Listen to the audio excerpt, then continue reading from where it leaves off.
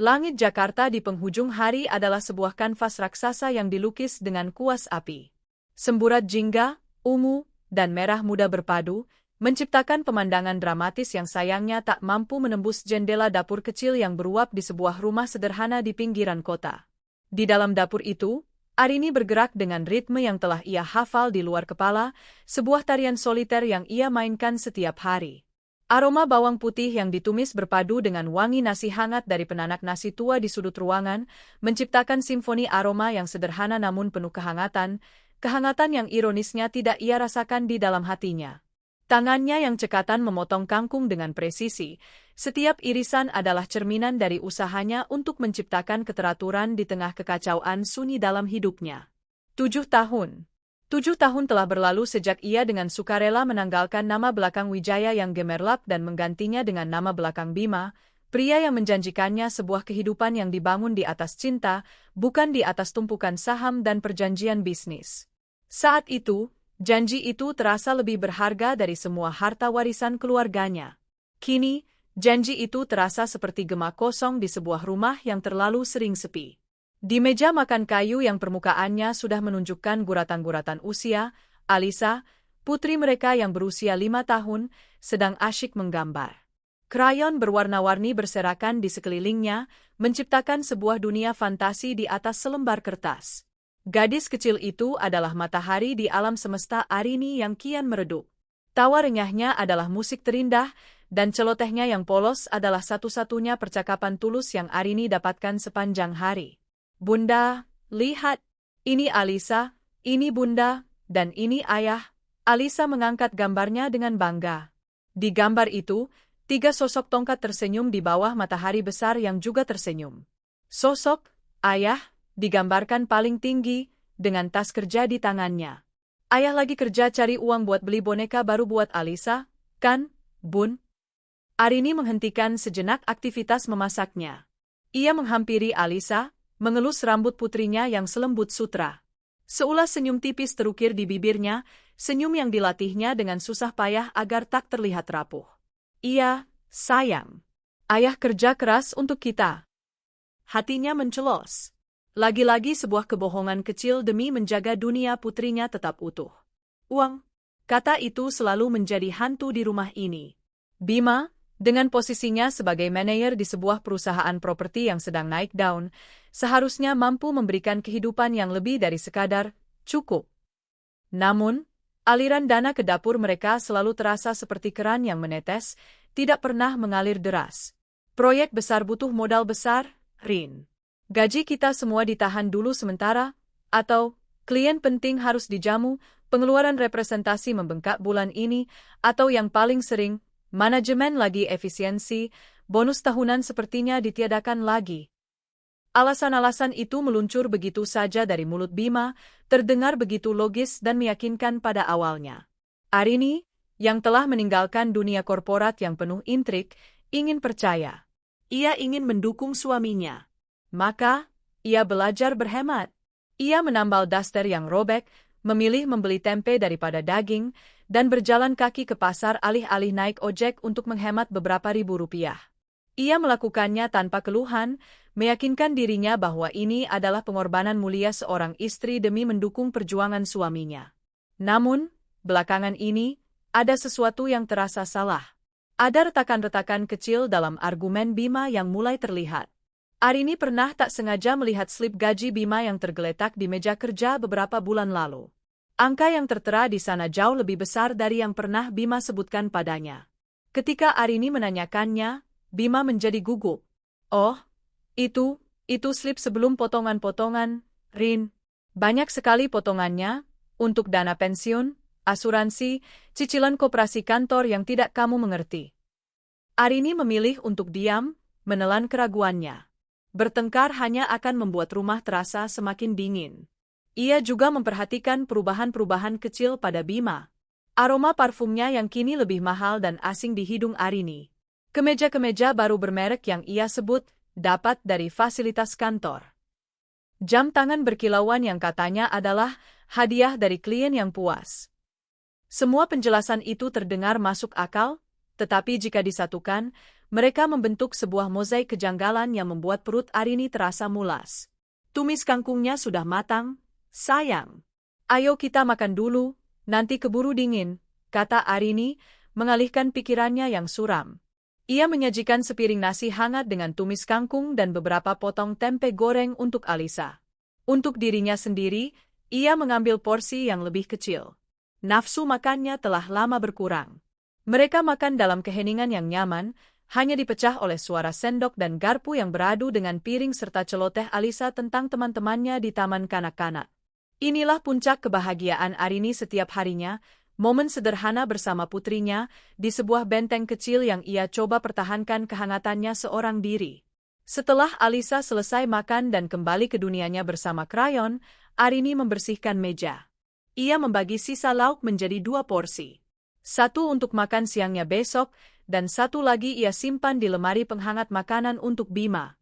Ia selalu melakukannya, tak peduli jam berapapun Bima akan pulang. Itu adalah ritualnya, sebuah penegasan atas perannya sebagai seorang istri, peran yang terasa semakin kabur definisinya. Jam di dinding terus berdetak, mengukur waktu penantian Arini. Pukul 7. Pukul 8. Alisa sudah menguap dan Arini menuntunnya ke kamar tidur. Ia menyanyikan lagu Nina Bobo, lagu yang sama yang dulu sering dinyanyikan ibunya. Setelah memastikan Alisa terlelap, memeluk boneka beruangnya yang sudah kumal, Arini kembali ke ruang tengah. Ia menyalakan televisi, tetapi pikirannya tidak di sana. Tatapannya kosong, menerawang ke masa lalu. Ia teringat pertemuannya dengan Bima 8 tahun lalu di sebuah kedai kopi sederhana. Saat itu, Arini sedang dalam fase pemberontakannya. Lelah dengan perjodohan yang diatur ayahnya, lelah dengan rapat-rapat dewan direksi yang membosankan, ia memutuskan untuk kabur. Ia menyewa apartemen kecil, bekerja sebagai staf administrasi di sebuah perusahaan kecil, dan menikmati kebebasan menjadi orang biasa. Bima, saat itu, adalah seorang staf marketing yang ambisius dengan senyum yang menawan dan mimpi-mimpi yang besar. Ia tidak tahu siapa Arini sebenarnya. Di mata Bima, Arini adalah gadis sederhana yang membuatnya jatuh cinta pada pandangan pertama. Mereka jatuh cinta dengan cepat dan tulus. Arini mencintai kesederhanaan Bima, semangatnya, dan caranya memandang dunia. Bima mencintai kelembutan, kecerdasan, dan ketenangan Arini. Saat Bima melamarnya, Arini memberinya satu syarat. Ia ingin membangun semuanya dari nol, tanpa bantuan sepeser pun dari keluarganya. Ia ingin dicintai sebagai Arini, bukan sebagai Arini Wijaya. Bima setuju dengan antusias. Aku tidak butuh hartamu, Rin. Aku hanya butuh kamu, katanya saat itu. Kata-kata yang kini terdengar seperti lelucon pahit. Ayahnya, seorang Taipan tua yang keras namun sangat menyayanginya, murka besar. Namun, melihat tekad putrinya, ia akhirnya mengalah. Baiklah, kata sang ayah. Jalani hidup pilihanmu. Tapi ingat, pintu rumah ini akan selalu terbuka untukmu. Dan ingat siapa dirimu. Jangan biarkan siapapun menginjak-injak harga dirimu. Pesan terakhir itu kini berdengung di telinganya. Apakah ia telah membiarkan harga dirinya diinjak-injak? Pukul 9 malam. Ponsel Arini, sebuah model lama yang layarnya sudah sedikit tergores, bergetar di atas meja. Sebuah notifikasi pesan masuk. Biasanya, pada jam seperti ini, hanya ada pesan dari operator seluler atau grup ibu-ibu di sekolah Alisa. Tapi kali ini, nomornya tidak dikenal. Rasa penasaran yang aneh, firasat buruk yang tiba-tiba merayap di punggungnya, membuatnya meraih ponsel itu. Ia membuka pesan itu. Matanya menyipit, mencoba fokus pada deretan huruf yang menyala di layar. Jantungnya yang tadinya berdetak dengan ritme lambat dan monoton, tiba-tiba serasa berhenti. Lalu, berdetak lagi dengan kecepatan yang menggila, memompa darah dingin ke seluruh tubuhnya. Selamat malam, Nyonya Bima. Maaf mengganggu waktu istirahat Anda di rumah sederhana Anda. Hanya ingin memberitahu, jangan menunggu suami Anda pulang malam ini. Dia sedang sangat sibuk merayakan penandatanganan proyek barunya yang sukses besar. Kasihan sekali Anda dan anak Anda, mungkin hanya makan dengan tempe dan sayur seadanya. Sementara di sini, suami Anda sedang mentraktir saya makan malam paling mewah di Jakarta. Dia bilang, saya pantas mendapatkan yang terbaik. Napas Arini tercekat di tenggorokan. Tangannya mulai gemetar. Ini pasti salah. Ini pasti lelucon kejam dari seseorang. Tapi kemudian, ia menggulir ke bawah. Ada sebuah lampiran. Sebuah foto. Dengan jari yang terasa kaku, ia membuka foto itu. Dan dunianya runtuh berkeping-keping. Foto itu begitu jernih, seolah diambil dengan kamera ponsel paling canggih. Di sana, di sebuah restoran yang jelas-jelas sangat mewah dengan latar belakang kerlip lampu kota dari gedung-gedung pencakar langit, duduklah Bima. Suaminya. Ia mengenakan salah satu kemeja bermerek barunya, rambutnya tertata rapi, dan senyum itu begitu lebar, begitu lepas, begitu bahagia. Senyum yang sudah lama tidak Arini lihat ditujukan untuknya. Dan di hadapan Bima, duduk seorang wanita muda. Wajahnya cantik, dengan riasan sempurna dan rambut panjang tergerai. Ia mengenakan gaun malam berwarna hitam yang elegan, memperlihatkan bahunya yang mulus. Wanita itu tertawa, matanya menatap Bima dengan tatapan memuja. Arini mengenali wanita itu. Riana, sekretaris baru di kantor Bima, yang pernah Bima ceritakan sebagai anak magang yang pintar dan sangat membantu. Di atas meja mereka, tersaji hidangan yang tampak seperti karya seni. Sepiring besar lobster, steak yang dipotong dengan indah, dan 2 gelas tinggi berisi anggur merah. Di tengah meja, seember perak berisi sebotol sampanye. Pemandangan itu begitu kontras, begitu menyakitkan jika dibandingkan dengan tumis kangkung sisa di dapurnya. Ponsel itu terlepas dari genggamannya, jatuh ke lantai dengan suara berdebam yang pelan, namun terdengar seperti ledakan di telinga Arini. Kakinya terasa lemas. Ia merosot ke lantai, bersandar pada sofa yang sudah usang. Ia tidak bisa menangis. Syok yang ia rasakan terlalu besar, membekukan air matanya. Yang ada hanyalah rasa sakit yang tumpul namun menghancurkan, seolah sebuah tangan raksasa tak terlihat meremas jantungnya hingga kering. Semua kepingan puzzle yang selama ini mengganggunya kini tersusun dengan sempurna. Uang yang selalu kurang, parfum baru, baju baru, lembur-lembur yang tak masuk akal. Semua kebohongan itu kini terpampang jelas di hadapannya. Ia bukan hanya dibohongi, ia telah dikhianati. Ia telah direndahkan. Ia, seorang Arini Wijaya, telah diperlakukan seperti orang bodoh yang naif. Ia menatap sekeliling rumah kecilnya. Dinding yang catnya mulai mengelupas. Perabotan tua. Mainan Alisa yang berserakan. Inilah sangkar emas yang ia kira adalah istana cinta. Ternyata, itu hanyalah sebuah penjara kesederhanaan, tempat Bima menyimpannya agar ia tidak mengganggu kesenangannya di luar sana. Kemarahan. Akhirnya, emosi itu datang. Sebuah amarah yang dingin, membara perlahan dari dasar perutnya, membakar habis rasa sakit dan syoknya. Amarah ini terasa familiar. Ini adalah api Wijaya. Api yang diwarisinya dari ayah dan kakeknya. Api yang selama ini ia padamkan demi menjadi istri yang penurut dan sabar. Malam ini, api itu menyala kembali, lebih besar dan lebih panas dari sebelumnya. Cukup, bisiknya pada keheningan ruangan. Suaranya serak, tetapi terdengar begitu tegas. Air mata yang tadi membeku kini mulai mencair, tetapi ini bukan air mata kesedihan.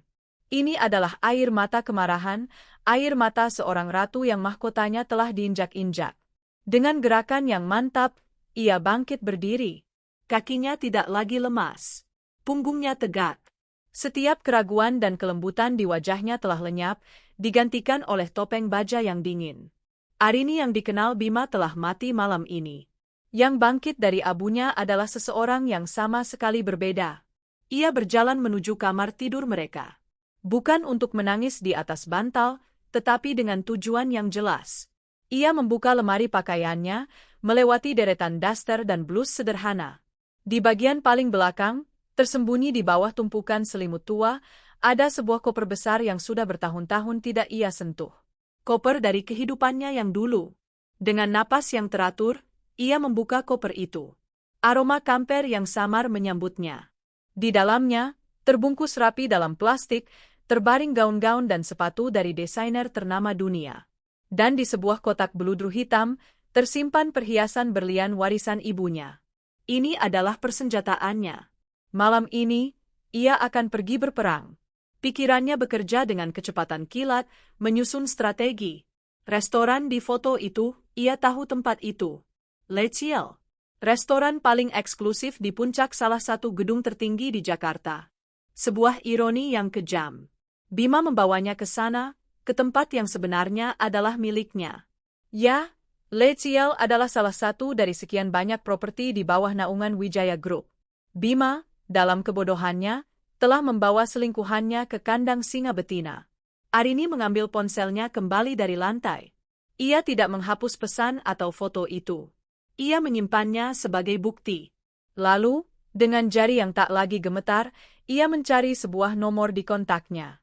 Sebuah nomor yang selama 7 tahun ini hanya ia simpan untuk keadaan darurat. Nama kontak itu sederhana, Pak Danu. Panggilan itu tersambung pada dering pertama. Selamat malam, Bu Arini. Suara berat dan tenang dari seberang sana menyapanya. Pak Danu, kepala keamanan pribadi keluarganya, seorang pria yang telah mengabdi pada keluarga Wijaya bahkan sebelum Arini lahir. Ia adalah orang kepercayaan ayahnya.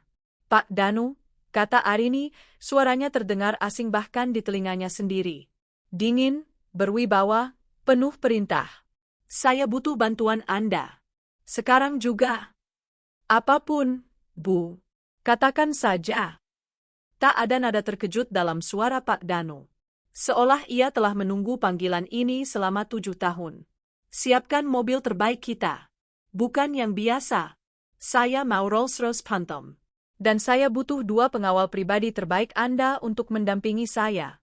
Jemput saya di alamat saya sekarang. Saya akan kirimkan lokasinya. Baik, Bu. Segera kami laksanakan. Ada tujuan spesifik. Arini tersenyum tipis, senyum yang tidak akan dikenali oleh Bima. Itu adalah senyum predator.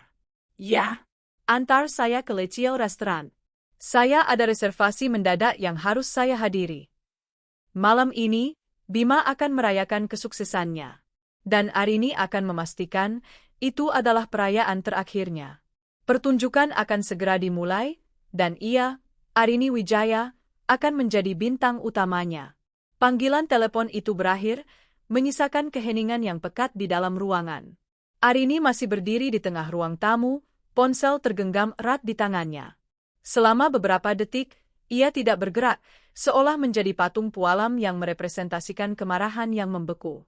Di luar, suara jangkrik dan deru motor yang sesekali lewat terdengar begitu jauh, seolah berasal dari dunia lain. Dunia Arini kini telah menyempit, terpusat di dalam dadanya yang bergemuruh. Napasnya yang tadi tertahan kini terlepas dalam satu hembusan panjang dan bergetar. Api amarah memang telah menyala, tetapi di bawah lapisan bara itu, ada lautan kesedihan yang dingin dan dalam. 7 tahun. Ia telah menginvestasikan 7 tahun hidupnya, menukarkan sebuah kerajaan dengan sebuah pondok kecil yang ia harap penuh dengan cinta. Ia telah menyerahkan kekuatannya, kemandiriannya, dan identitasnya, meletakkannya dengan sukarela di tangan seorang pria yang ia percayai akan menjaganya. Dan pria itu, Bima, telah mengambil semua itu dan melemparkannya ke dalam api demi semangkuk lobster dan senyuman genit dari wanita lain. Rasa sakitnya bukan lagi sekadar sakit hati seorang istri yang dikhianati. Ini lebih dalam. Ini adalah rasa sakit dari penyesalan yang menggigit. Ia menyesal bukan karena telah mencintai Bima, tetapi karena dalam proses mencintainya, ia telah lupa untuk mencintai dirinya sendiri. Ia menyesal telah begitu naif, mengabaikan semua tanda bahaya, menelan semua kebohongan, hanya karena ia begitu putus asa untuk mempertahankan ilusi keluarga kecil yang sempurna. Ia teringat kembali kata-kata ayahnya, jangan biarkan siapapun menginjak-injak harga dirimu. Malam ini, ia sadar, ia bukan hanya membiarkannya, ia bahkan ikut membantu Bima meletakkan keset di atas punggungnya. Air mata akhirnya menetes, satu persatu, mengukir jejak panas di pipinya. Tetapi ini bukan isak tangis yang meraung-raung. Ini adalah tangisan hening seorang pejuang yang sedang meratapi kehilangan pasukannya sebelum maju sendirian ke medan perang. Setiap tetes air mata adalah perpisahan. Selamat tinggal untuk Arini yang penurut. Selamat tinggal untuk istri yang selalu memaklumi. Selamat tinggal untuk wanita yang selalu menempatkan kebahagiaan suaminya di atas kebahagiaannya sendiri. Setelah beberapa menit, Tangisannya berhenti. Ia menyeka sisa air mata dengan punggung tangannya, bukan dengan gerakan lembut, melainkan dengan usapan kasar yang seolah ingin menghapus semua jejak kelemahan dari wajahnya. Ia menarik napas dalam-dalam, mengisap udara malam yang terasa pengap, dan menghembuskannya perlahan. Selesai. Babak kesedihan telah usai. Kini saatnya untuk babak pembalasan. Dengan langkah yang mantap, ia kembali ke kamar tidur. Koper besar dari masa lalunya masih tergeletak terbuka di atas ranjang, seperti sebuah peti harta karun yang siap menyingkapkan kekuatan tersembunyinya. Ia mulai mengeluarkan isinya satu persatu. Gaun-gaun malam dari sutra, satin, dan beludru. Ia menyentuh setiap kain dengan jemarinya, merasakan kembali tekstur kemewahan yang telah lama ia lupakan. Ia teringat, gaun biru safir ini ia kenakan saat menghadiri gala dinner di Paris. Gaun berwarna emas ini ia pakai saat ayahnya merayakan ulang tahun perusahaan yang ke-50. Setiap gaun adalah sebuah kenangan, sebuah pengingat akan siapa dirinya sebelum ia memilih untuk menjadi biasa saja. Pilihannya akhirnya jatuh pada sebuah gaun berwarna merah marun. Warnanya sedalam anggur paling mahal, warnanya semerah darah. Kainnya dari satin duchesse yang berat dan jatuh dengan begitu anggun. Potongannya sederhana namun sangat elegan, tanpa lengan, dengan garis leher Sabrina yang memperlihatkan leher jenjangnya, dan melekat pas di tubuh sebelum melebar lembut hingga menyentuh lantai. Gaun ini, ia ingat. Ini adalah gaun yang ia beli tetapi tidak pernah ia pakai. Gaun yang seharusnya ia kenakan di acara pertunangan yang diatur ayahnya, acara yang tidak pernah ia datangi karena ia memilih kabur bersama Bima. Sebuah ironi yang sempurna. Malam ini, gaun ini akhirnya akan dipakai, bukan untuk seorang pria yang dijodohkan untuknya, tetapi untuk menandai akhir dari seorang pria yang ia pilih sendiri. Ia melepaskan daster katunnya yang lusuh, membiarkannya jatuh ke lantai seperti kepompong yang tak lagi berguna. Untuk pertama kalinya dalam bertahun-tahun, ia berdiri telanjang di depan cermin besar di lemari. Ia menatap pantulan dirinya. Tubuhnya masih ramping dan terawat, hasil dari pekerjaan rumah tangga yang tak ada habisnya dan porsi makan yang sering ia kurangi. Namun, ada jejak kelelahan di sana. Lingkaran samar di bawah matanya. Pundak yang sedikit membungkuk karena beban yang tak terlihat. Wajahnya, tanpa riasan, terlihat pucat dan polos. Wajah seorang wanita yang telah menyerah. Tidak lagi, desisnya pada pantulan di cermin. Ia mengenakan gaun merah itu. Kain yang dingin dan licin itu menyentuh kulitnya, mengirimkan getaran aneh ke seluruh tubuhnya. Seolah gaun itu memiliki kekuatan sihir, mentransfer kembali semua kepercayaan diri dan kekuatan yang pernah ia miliki. Resletingnya berdesir naik di punggungnya, dan seketika, postur tubuhnya berubah. Punggungnya menjadi tegak, dagunya terangkat. Gaun itu memeluknya dengan sempurna, seolah telah menunggunya selama ini. Selanjutnya, sepatu. Ia mengeluarkan sepasang stiletto hitam dari Christian Louboutin dengan sol merah ikonik yang tampak kontras dengan lantai kamarnya yang sederhana. Haknya setinggi 12 cm, tajam dan berbahaya. Senjata, bukan sekadar alas kaki. Saat ia memakainya, ia menjadi lebih tinggi, lebih mengintimidasi. Setiap langkahnya akan menjadi pernyataan. Kemudian, kotak beludru hitam. Ia membukanya. Di dalamnya, terbaring satu set perhiasan berlian. Kalung, anting, dan sebuah gelang. Bukan perhiasan yang mencolok, tetapi kilaunya begitu tajam dan murni, menunjukkan kualitasnya yang tak tertandingi. Perhiasan warisan ibunya. Ibunya adalah seorang wanita yang lembut namun memiliki tulang punggung dari baja. Perhiasan bukan untuk pamer, Arini, kata ibunya dulu. Ini adalah zirahmu. Kenakan saat kamu perlu mengingatkan dirimu dan dunia akan nilaimu. Malam ini, ia sangat membutuhkan zirah itu. Ia mengenakan anting dan gelang itu. Kalungnya ia biarkan di dalam kotak. Lehernya akan dibiarkan polos, sebuah panggung bagi keanggunan gaunnya. Terakhir, riasan wajah. Ia duduk di depan meja rias kecil yang dibelinya dari toko barang bekas. Di atasnya hanya ada bedak bayi, pelembab murah, dan lip balm. Ia tersenyum sinis. Ia membuka laci tersembunyi di dalam kopernya, mengeluarkan sebuah kantong rias dari kulit yang berisi produk-produk terbaik dari Chanel, Dior, dan Tom Ford. Ini adalah ritual perangnya. Ia memulai dengan foundation, menutupi semua jejak kelelahan dan kepucatan. Wajahnya menjadi kanvas yang sempurna. Lalu, ia membentuk alisnya, membuatnya tajam dan tegas. Matanya ia bingkai dengan eyeliner hitam bersayap, memberikan tatapan yang tajam dan sedikit angkuh. Ia membaurkan eyeshadow berwarna tembaga dan coklat tua, menciptakan kedalaman yang misterius. Beberapa lapis maskara membuat bulu matanya lentik dan dramatis. Dan sebagai sentuhan akhir, ia memoles bibirnya dengan lipstik berwarna merah yang sama beraninya dengan gaunnya. Bukan merah ceria, tetapi merah yang dalam dan berbahaya. Merah kekuasaan. Setelah selesai, ia menatap kembali pantulan dirinya di cermin. Wanita yang balas menatapnya kini adalah orang asing. Tidak ada lagi jejak Arini, istri Bima yang sederhana. Yang ada di sana adalah Arini Wijaya, seorang ratu yang baru saja merebut kembali tahtanya. Sorot matanya dingin, bibirnya membentuk senyum tipis yang penuh percaya diri, dan seluruh auranya memancarkan kekuatan yang tak terbantahkan. Transformasi itu selesai. Sebelum pergi, ia melakukan satu hal lagi. Ia menulis sebuah catatan singkat di secari kertas dan meletakkannya di atas bantal di sisi ranjang Bima. Aku tahu segalanya. 3 kata itu sudah cukup, biarkan Bima bertanya-tanya. Biarkan kecemasan menggerogotinya. Ia berjalan keluar dari kamar tidur, langkahnya yang berirama di atas sepatu hak tinggi menggema di lantai kayu yang sunyi. Ia berhenti sejenak di ambang pintu kamar Alisa. Dibukanya pintu itu dengan sangat perlahan. Di bawah cahaya lampu tidur yang temaram, ia bisa melihat wajah damai putrinya yang sedang terlelap. Hatinya diliputi oleh gelombang cinta yang begitu besar. Inilah alasannya. Inilah harta satu-satunya yang benar-benar berharga. Bunda akan membangun dunia yang lebih baik untukmu, sayang, bisiknya. Dunia di mana kamu tidak perlu mengecilkan dirimu untuk siapapun. Bunda janji. Ia mengecup kening Alisa dengan lembut, lalu menutup pintu kembali. Saat ia berjalan ke ruang tamu, ia mendengar suara mobil mewah yang berhenti dengan halus di depan rumahnya. Tepat waktu.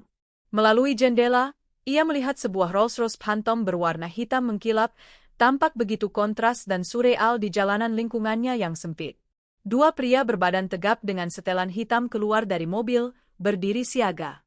Salah satunya membukakan pintu belakang. Pak Danu, dengan setelan jas abu-abu yang rapi dan rambut peraknya yang disisir klimis, keluar dari kursi penumpang depan.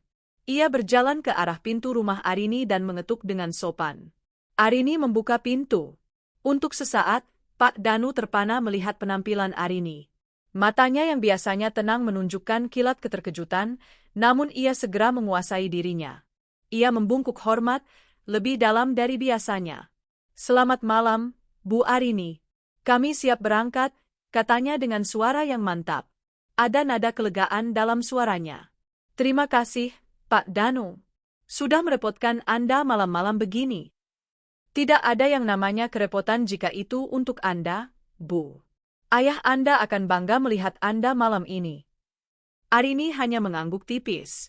Ia melangkah keluar dari rumah itu, melewati ambang pintu untuk terakhir kalinya. Ia tidak menoleh ke belakang. Rumah itu, dengan segala kenangan manis dan pahitnya, telah menjadi bagian dari masa lalu.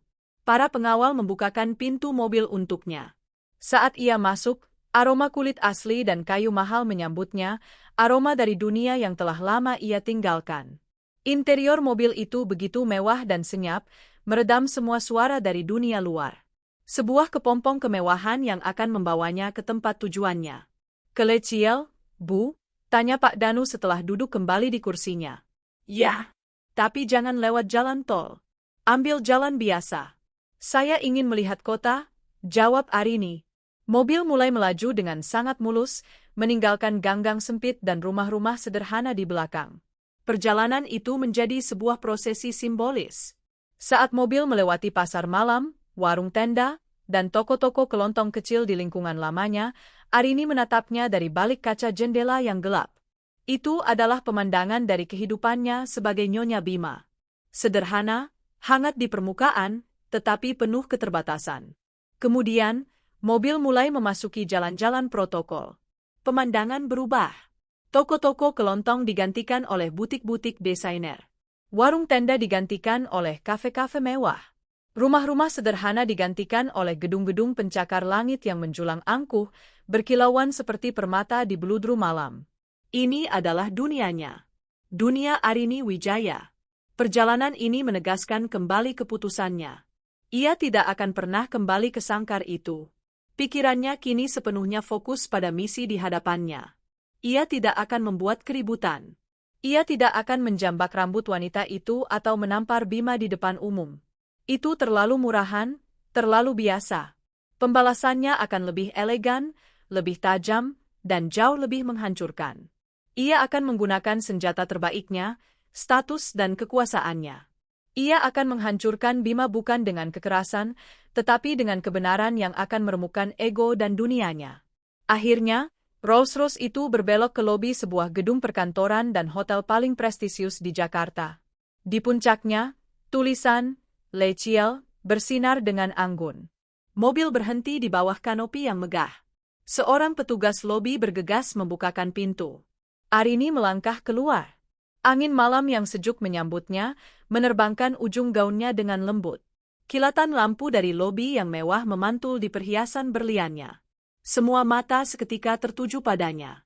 Para tamu yang sedang menunggu valet, para staf hotel, semua terdiam, terpesona oleh kehadirannya yang tiba-tiba.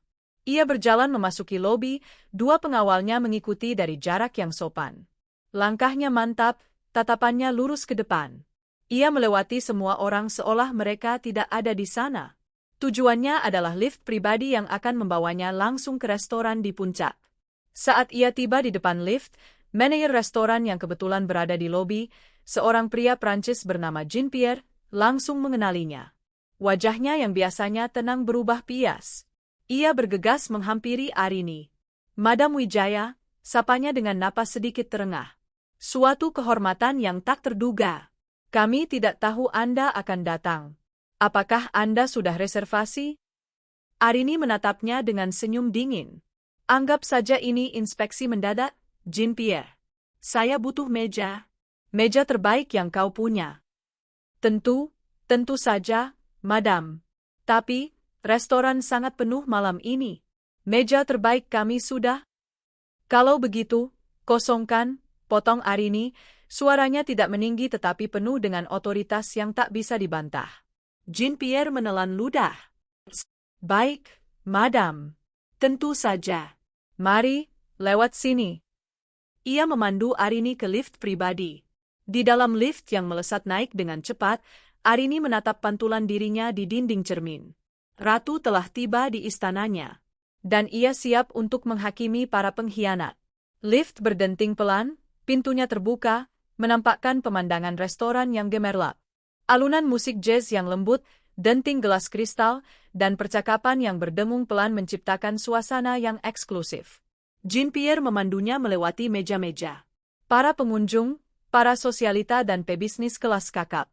Jakarta, menghentikan percakapan mereka, menatap penasaran ke arah wanita anggun yang berjalan dengan aura seorang penguasa. Dan kemudian, Arini melihatnya. Di meja paling strategis di dekat jendela kaca raksasa, dengan pemandangan kota 180 derajat, duduklah Bima dan Riana. Mereka sedang tertawa, Bima baru saja menyuapkan sepotong tiramisu ke mulut Riana. Pemandangan itu begitu mesra, begitu memuakkan. Hati Arini sempat berdenyut sakit, tetapi ia segera menekannya. Jean-Pierre hendak mengantarnya ke sebuah meja di sisi lain. "Tidak," kata Arini, suaranya pelan namun tegas. Ia menunjuk sebuah meja kosong yang berada tepat di samping meja Bima. Hanya terpisah oleh sebuah pot tanaman hias yang tidak terlalu besar. "Saya mau meja yang itu." Jean-Pierre tampak ragu. Meja itu kecil dan posisinya agak canggung. "Tapi, Madam, meja itu..." "Meja itu." "Sekarang," perintah Arini.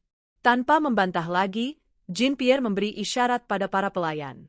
Dengan sigap, mereka menata meja itu, memberinya taplak meja terbaik, peralatan makan perak, dan gelas kristal.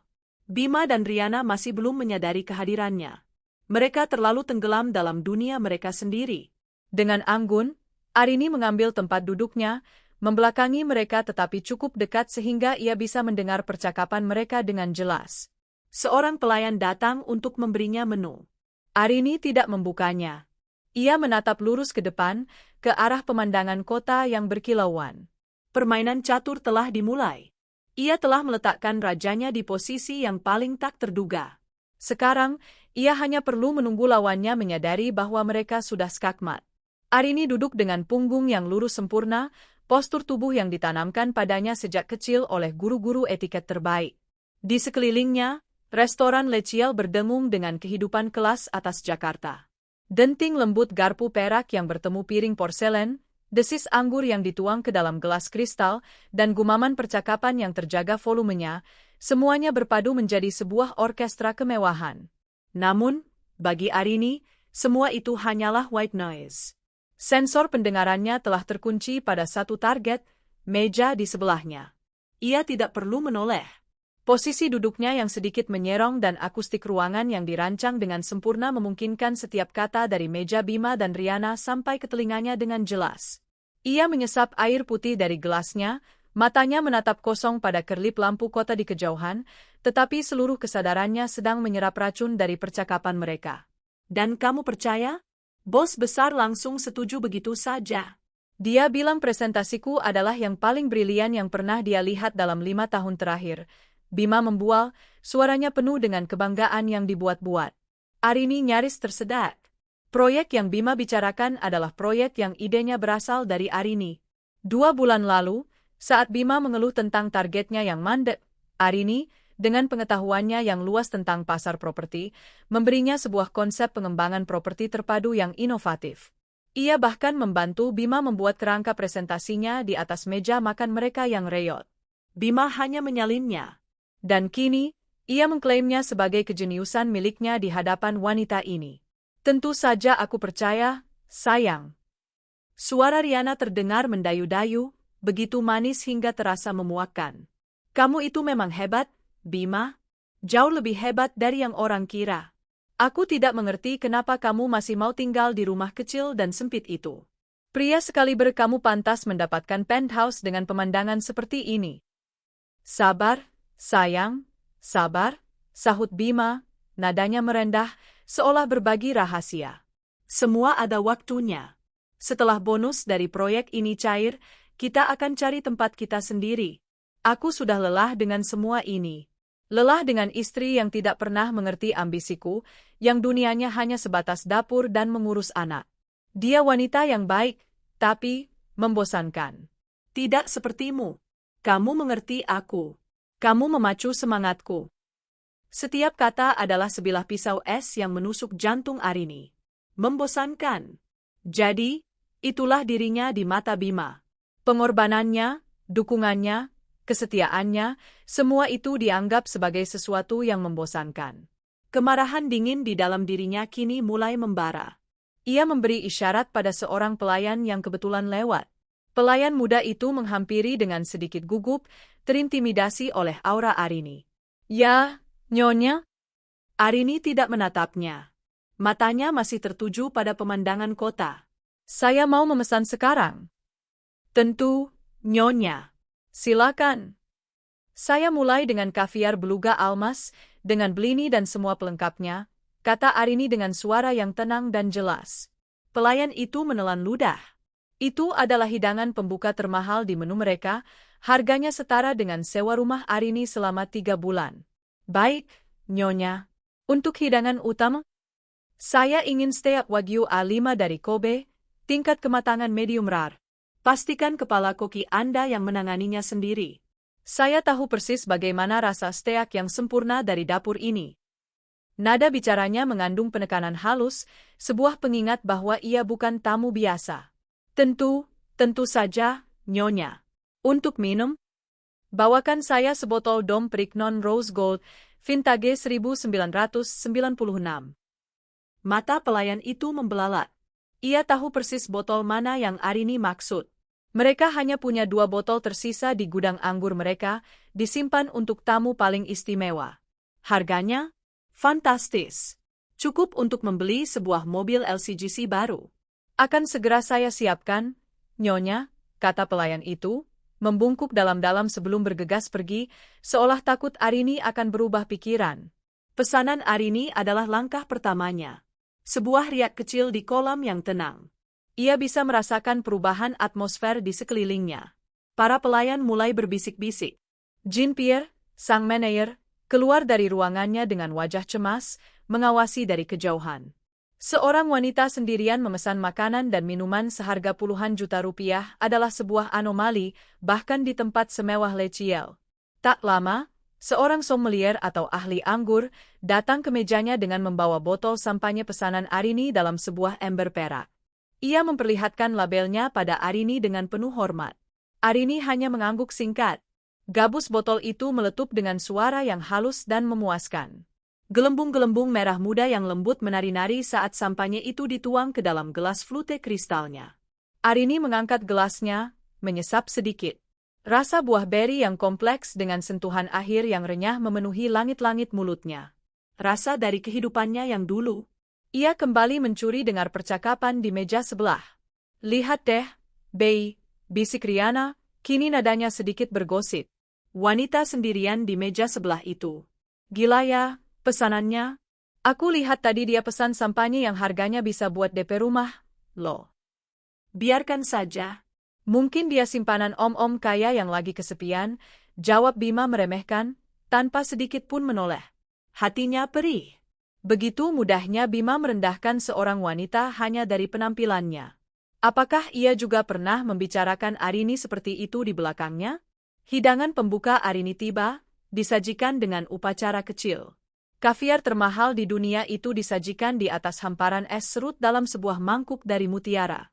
Arini menyendok sedikit butiran hitam keabu-abuan yang berkilauan itu ke atas belini hangat, menambahkan sedikit creme fraiche. Rasanya asin, lembut, dan meledak di mulut. Rasa kemewahan murni. Ia memakannya perlahan, menikmati setiap butirnya, sambil terus mendengarkan. Jadi, setelah bonusnya cair, kita mau liburan kemana? Sayang, tanya Riana manja. Aku ingin sekali ke Eropa. Ke Paris? Atau mungkin Swiss? Tentu, jawab Bima. Kamu pantas mendapatkannya. Kita akan keliling Eropa. Lupakan soal tagihan dan cicilan. Ini waktunya kita bersenang-senang. Cukup. Arini sudah mendengar cukup. Ia memberi isyarat pada sommelier yang berdiri tak jauh dari sana. Permisi, kata Arini. Saya lihat Anda masih punya Chateau Margaux 1982 di daftar anggur Anda. Sommelier itu mengangguk. Benar, Madam. Salah satu koleksi terbaik kami. Bagus. Tolong kirimkan sebotol ke meja nomor 7. Arini menunjuk ke arah meja Bima dan Riana dengan gerakan dagu yang nyaris tak terlihat. Atas nama saya. Baik, Madam. Atas nama Nyonya?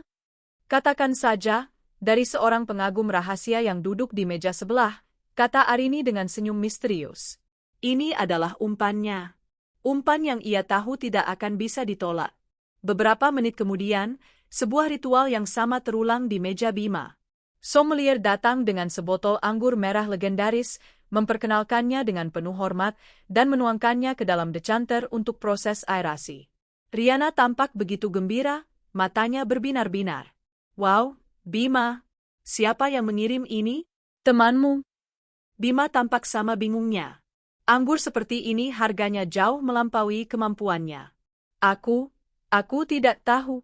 Mungkin salah satu relasi bisnis yang kebetulan ada di sini. Ia menoleh ke sekeliling restoran, mencoba mencari wajah yang ia kenal. Pelayan yang menuangkan anggur itu tersenyum sopan. Anggur ini adalah pemberian dari Nyonya di meja sebelah, Tuan. Pelayan itu menunjuk dengan sopan ke arah punggung Arini yang tegak. Riana menatap ke arah Arini dengan tatapan penasaran bercampur iri. Wanita itu lagi? Siapa sih dia? Kenapa dia baik sekali pada kita? Bima mengerutkan kening. Untuk pertama kalinya, ia benar-benar memperhatikan wanita di meja sebelah. Sesuatu tentang postur tubuhnya, tentang caranya duduk, terasa samar-samar familiar. Namun, ia segera menepisnya. Mustahil. Dunianya dan dunia wanita seperti itu adalah dua alam semesta yang berbeda. Mungkin dia salah orang, kata Bima. Atau mungkin dia hanya ingin pamer. Sudahlah, nikmati saja. Arini tersenyum dalam hati. Bima masih belum sadar. Ia perlu sedikit dorongan lagi. Hidangan utama Arini datang. Steak Wagyu yang sempurna. Ia memotongnya dengan mudah, dagingnya begitu empuk. Ia makan dengan perlahan, menikmati setiap gigitan, memberikan waktu bagi Bima dan Riana untuk menikmati anggur mahal pemberiannya. Ia membiarkan ketegangan menggantung di udara. Setelah menyelesaikan separuh steaknya, Arini memutuskan inilah saatnya. Ia mengangkat gelas sampanyenya yang masih terisi, dan dengan gerakan yang disengaja, ia sedikit memutar tubuhnya. Ia mengangkat gelasnya ke arah mereka, sebuah toa tanpa suara. Gerakan itu akhirnya menarik perhatian Bima sepenuhnya. Ia menatap Arini, kali ini lebih lama. Ia melihat profil wajahnya yang diterpa cahaya temaram. Ia melihat anting berlian yang berkilau saat Arini sedikit memiringkan kepala. Dan kemudian, Arini menoleh sepenuhnya, menatap lurus ke arah Bima. Mata mereka bertemu. Dunia Bima berhenti berputar. Gelas anggur di tangannya nyaris terlepas. Jantungnya serasa melompat ke tenggorokan. Wajah itu, wajah istrinya. Tapi bukan. Ini tidak mungkin Arini. Arini yang ia kenal tidak memiliki tatapan sedingin es itu. Arini yang ia kenal tidak mengenakan gaun semewah itu, tidak dirias dengan begitu sempurna, tidak memancarkan aura kekuasaan yang begitu mengintimidasi. Ini seperti melihat versi lain dari Arini, versi dari alam semesta paralel di mana Arini adalah seorang ratu dan ia hanyalah rakyat jelata. Arini, namanya keluar dari bibirnya dalam bentuk bisikan serak yang nyaris tak terdengar. Riana, yang melihat ekspresi horor di wajah Bima, ikut menoleh. Ia menatap Arini dari ujung rambut hingga ujung kaki dengan tatapan merendahkan. Oh, jadi ini istrimu yang membosankan, itu, Bei, ejeknya dengan suara pelan. Lumayan juga dandanannya. Mau menirumu makan di tempat mahal? Kasihan, paling-paling kartunya nanti ditolak kasir. Bima tidak menanggapi. Ia tidak bisa. Matanya terkunci pada Arini, yang kini bangkit dari kursinya. Dengan keanggunan seekor macan kumbang, Arini berjalan perlahan menuju meja mereka. Setiap langkah stiletonya di atas lantai marmer seolah menjadi genderang perang. Seluruh restoran kini terdiam, semua percakapan terhenti. Semua orang merasakan ketegangan yang membuncah. Pertunjukan telah dimulai. Arini berhenti tepat di samping meja mereka. Ia tidak menatap Bima. Matanya tertuju pada Riana. Selamat malam, sapa Arini, suaranya sedingin es di kutub utara. Riana menatapnya dengan angkuh. Malam. Ada yang bisa kami bantu? Kalau Anda mau minta uang untuk membayar pesanan Anda, maaf, kami tidak bisa bantu. Arini tersenyum tipis, senyum yang sama sekali tidak mencapai matanya. Terima kasih atas tawarannya. Tapi saya rasa, saya yang seharusnya menawarkan bantuan pada Anda. Mungkin Anda butuh uang untuk menyewa pengacara yang bagus nanti. Kening Riana berkerut. Apa maksudmu? Arini, hentikan. Bima akhirnya menemukan suaranya, meskipun terdengar gemetar. Ia berdiri, mencoba meraih lengan Arini. Ayo kita pulang. Kita bicarakan ini baik-baik di rumah. Arini menepis tangan Bima dengan gerakan cepat. Sentuh aku lagi dan kau akan menyesal, desisnya. Ia kemudian kembali menatap Riana. Kamu bertanya apa maksudku? Maksudku adalah, menikmati makan malam mewah dengan suami orang, menggunakan uang yang seharusnya dipakai untuk membeli susu dan mainan anaknya, itu ada pasalnya di hukum. Perzinahan, dan mungkin juga penipuan. Wajah Riana memucat. Jaga bicaramu. Bima mencintaiku. Dia akan segera menceraikanmu. Menceraikanku. Arini tertawa, tawa yang terdengar hambar dan mengerikan di tengah keheningan restoran. Oh, tentu saja dia akan melakukannya. Atau lebih tepatnya, aku yang akan menceraikannya. Ia akhirnya menoleh pada Bima, yang berdiri mematung dengan wajah pucat pasi. Bagaimana pestanya, Bima? Apakah perayaan kesuksesanmu ini menyenangkan? Proyek yang idenya kau curi dariku, kau rayakan dengan wanita ini, di restoran yang kau bayar dengan uang yang kau sembunyikan dariku dan putrimu. Ini tidak seperti yang kamu pikirkan, Rin.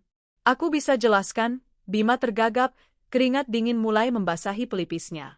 Jean-Pierre, sang manajer, bergegas menghampiri dengan wajah panik. Madame, Monsieur, il faut plaît. Mohon jangan membuat keributan di sini. Mari kita selesaikan ini di ruangan saya. Arini menoleh pada Jean-Pierre, tatapannya begitu tajam hingga membuat pria Prancis itu mundur selangkah. Keributan, Jean-Pierre? Aku tidak membuat keributan. Aku hanya sedang melakukan bersih-bersih di propertiku. Pernyataan itu menggantung di udara. Semua orang mencoba mencernanya. Propertiku. Bima menatap Arini dengan tidak percaya. Apa yang kau bicarakan, Rin? Jangan mengada-ada. Arini menghela napas, seolah lelah dengan sandiwara ini. Baiklah. Karena sepertinya otakmu yang kecil itu sulit sekali memproses kenyataan, mari kita perjelas. Ia menegakkan tubuhnya, suaranya kini terdengar lebih keras, ditujukan bukan hanya untuk Bima dan Riana, tetapi untuk seluruh penjuru restoran. Perkenalkan, bagi yang belum tahu. Nama saya Arini Wijaya. Nama, Wijaya, berdengung di telinga para pengunjung. Nama itu adalah sinonim dari kekayaan dan kekuasaan di negeri ini. Le Ciel Restaurant, lanjut Arini, adalah salah satu dari puluhan properti di bawah naungan Le Ciel Group. Dan Le Ciel Group adalah salah satu dari sekian banyak anak perusahaan yang dimiliki oleh Wijaya Group. Dan saya adalah CEO dan pemilik saham mayoritas dari Wijaya Group. Keheningan yang tadinya tegang kini pecah oleh suara napas yang tertahan dan bisik-bisik kaget. Wajah Riana berubah dari pucat menjadi hijau. Ia menatap Arini seolah baru saja melihat hantu. Wanita kampungan yang ia ejek ternyata adalah salah satu wanita terkaya dan paling berkuasa di negara ini. Namun, reaksi paling dramatis datang dari Bima. Wajahnya menunjukkan serangkaian emosi yang cepat, kebingungan, penyangkalan, pemahaman, dan akhirnya, horor total. Seluruh kebohongan yang ia bangun, seluruh dunianya, seluruh harga dirinya, hancur berkeping-keping dalam hitungan detik di hadapan kebenaran yang baru saja diungkapkan Arini. Kakinya terasa seperti jeli, pandangannya mulai kabur. Suara di sekitarnya meredam menjadi dengungan. Hal terakhir yang ia lihat adalah wajah dingin Arini yang menatapnya tanpa emosi sebelum kegelapan menelannya. Bruk! Tubuh Bima ambruk ke lantai, pingsan di tengah-tengah restoran paling mewah di Jakarta. Riana menjerit histeris. Beberapa pelayan bergegas maju, tidak tahu harus berbuat apa. Jean-Pierre tampak seperti akan ikut pingsan. Di tengah kekacauan itu, hanya Arini yang tetap tenang. Ia menatap tubuh tak berdaya yang pernah menjadi suaminya itu dengan tatapan kosong. Tak ada belas kasihan, tak ada kemenangan. Hanya kehampaan. Ia menoleh ke arah dua pengawalnya yang sejak tadi berdiri diam di dekat pintu masuk. Mereka mengerti isyaratnya dan segera berjalan ke arahnya. Pak Danu, kata Arini pada kepala keamanannya yang juga telah mendekat. Urus wanita ini. Pastikan dia tidak bisa mendekati saya atau keluarga saya lagi. Baik, Bu. Lalu, ia menatap kedua pengawalnya yang berbadan tegap. Kalian berdua, perintahnya dengan suara dingin yang membelah kekacauan. Seret sampah ini keluar dari restoranku. Perintah itu dieksekusi tanpa pertanyaan. Kedua pengawal itu mengangkat tubuh Bima yang lemas, satu di bagian ketiak, satu lagi di bagian kaki, seolah mengangkat sekarung beras. Mereka menyeretnya melewati meja-meja mewah, di hadapan tatapan tak percaya dari seluruh pengunjung. Riana mencoba menghalangi, tetapi Pak Danu dan staf keamanan restoran menahannya. Jeritan histerisnya menjadi musik latar dari prosesi yang memalukan itu. Arini berdiri tegak di tengah restorannya. Ratu telah menjatuhkan vonisnya. Pertunjukan telah berakhir. Dan ia, sang sutradara, kini berdiri sendirian di atas panggung yang porak-poranda. Kekacauan adalah sebuah simfoni yang gaduh.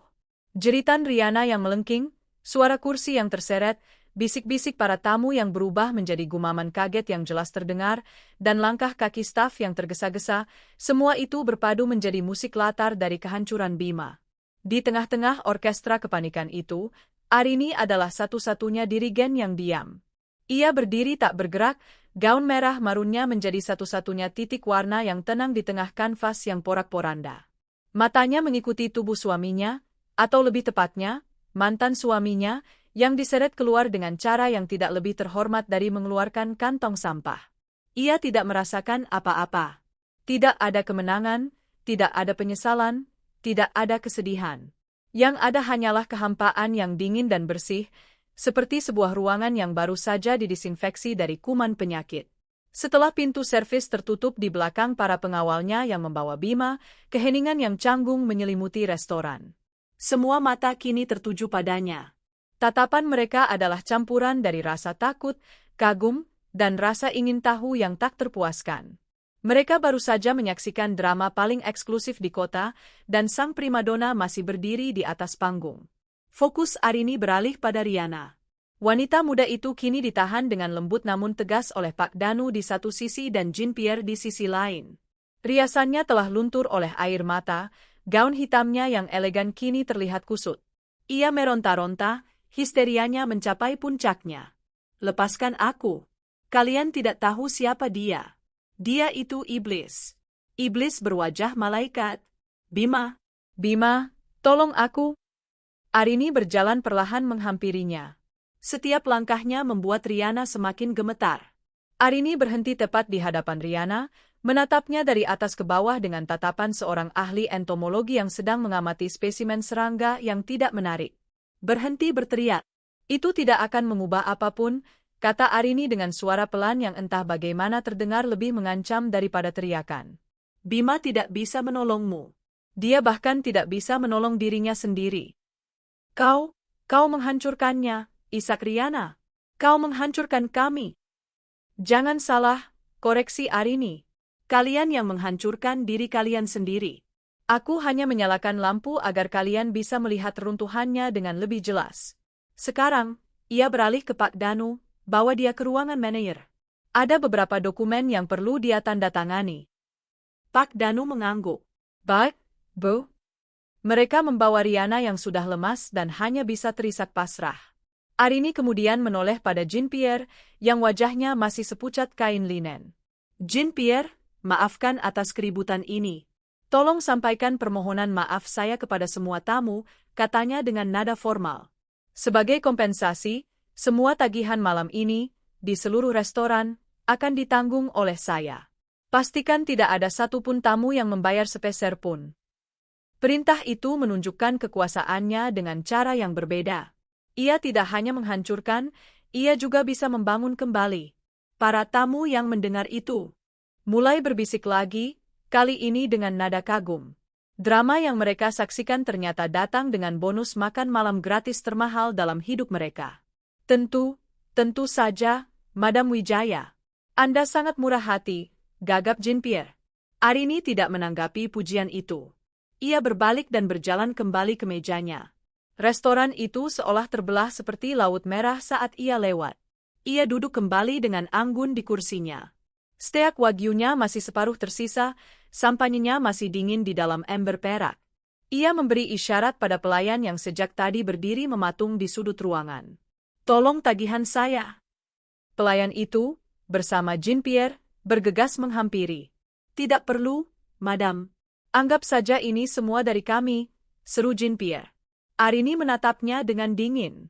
"Aku tidak meminta traktiran, Jean Pierre. Aku meminta tagihan. Aku selalu membayar apa yang aku konsumsi. Ini adalah sebuah prinsip." Ia tidak ingin ada satu hal pun dari malam ini yang bisa dianggap sebagai pemberian. Ini adalah transaksi.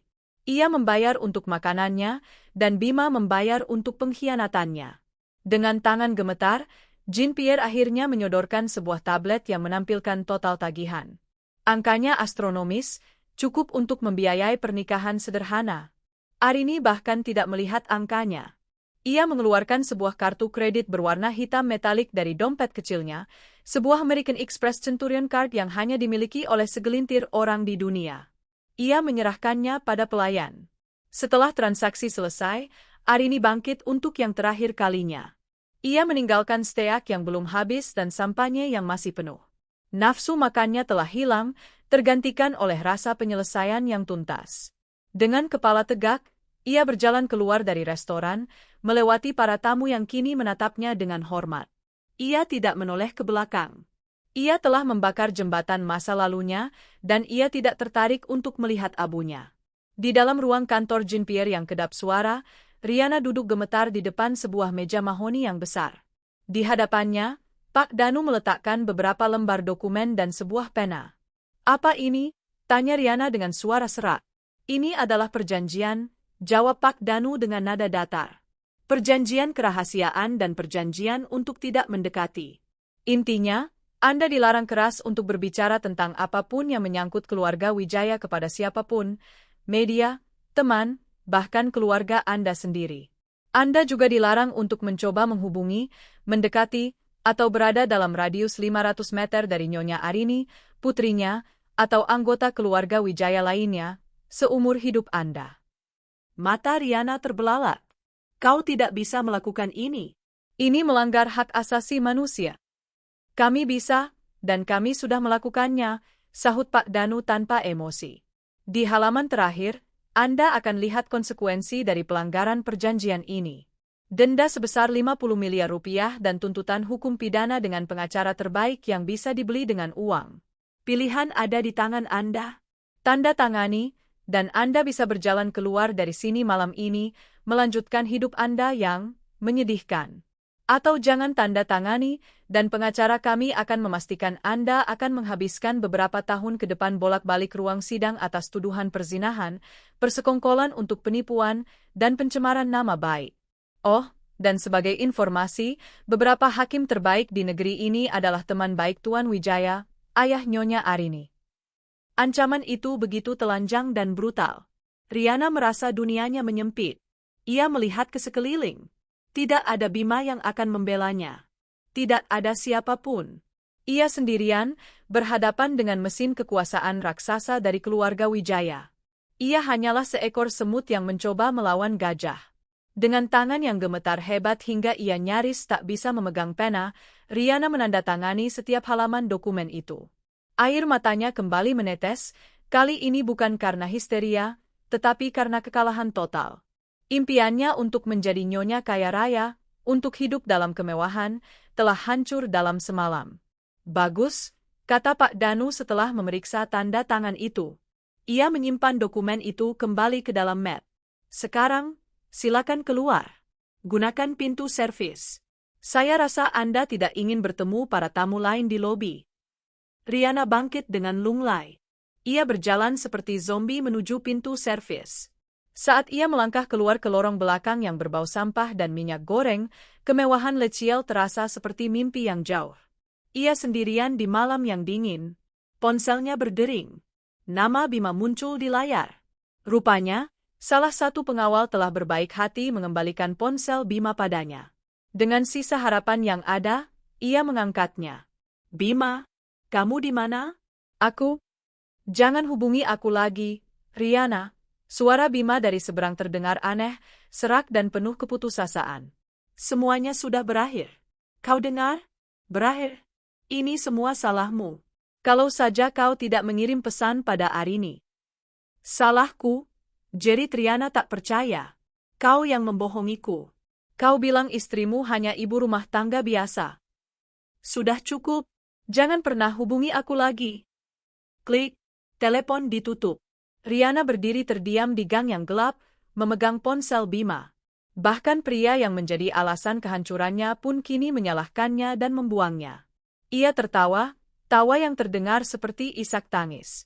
Cinderella telah diusir dari pesta dansa, dan ia bahkan tidak punya sepatu kaca untuk dikenang. Yang ia punya hanyalah rasa malu dan masa depan yang suram. Ia berjalan tanpa tujuan keluar dari gang itu, mencari taksi termurah untuk membawanya kembali ke apartemen kosnya yang sempit. Saat pintu lift terbuka, ia melangkah masuk ke sebuah ruangan yang Bima bahkan tidak pernah tahu ada. Sebuah apartemen dupleks seluas ribuan meter persegi, dengan langit-langit tinggi, dinding kaca dari lantai ke langit-langit yang menyajikan pemandangan 360 derajat kota Jakarta, dan perabotan yang merupakan karya seni. Selama 7 tahun ia hidup sederhana, staf pribadinya tetap merawat tempat ini dengan sempurna, seolah tahu suatu hari ratu mereka akan kembali. Seorang kepala pelayan wanita parubaya yang telah mengabdi pada keluarganya sejak lama, Bei Inah, menyambutnya dengan senyum haru. Selamat datang kembali di rumah, Non Arini. Panggilan, Non, adalah panggilan sayangnya sejak kecil. Terima kasih, Bei Inah, jawab Arini, seulas senyum tipis yang tulus akhirnya muncul di wajahnya. Nona Alisa sudah tidur di kamarnya, Non. Dia tadi senang sekali melihat kamar barunya yang besar. Rupanya, saat Arini berada di Leciel, tim Pak Danu yang lain telah bergerak cepat menjemput Alisa dan beberapa barang pentingnya dari rumah lama, memastikan transisi itu berjalan mulus bagi sang anak. Arini berjalan melewati ruang tamu yang luas, menuju sebuah kamar tidur yang didekorasi seperti kamar seorang putri. Di ranjang berukuran king size, Alisa tertidur pulas, memeluk boneka beruangnya. Dunia kecilnya tidak terganggu. Ia hanya tahu bahwa malam ini ia pindah ke rumah baru yang indah seperti istana. Arini duduk di tepi ranjang, mengelus rambut putrinya. Beban di pundaknya terasa sedikit terangkat. Ia menatap wajah polos Alisa, dan ia tahu semua yang ia lakukan malam ini adalah benar. Ia melakukannya untuk masa depan gadis kecil ini. Setelah beberapa saat, ia bangkit dan berjalan menuju balkon utama. Angin malam di ketinggian ini terasa berbeda, lebih bersih dan lebih sejuk.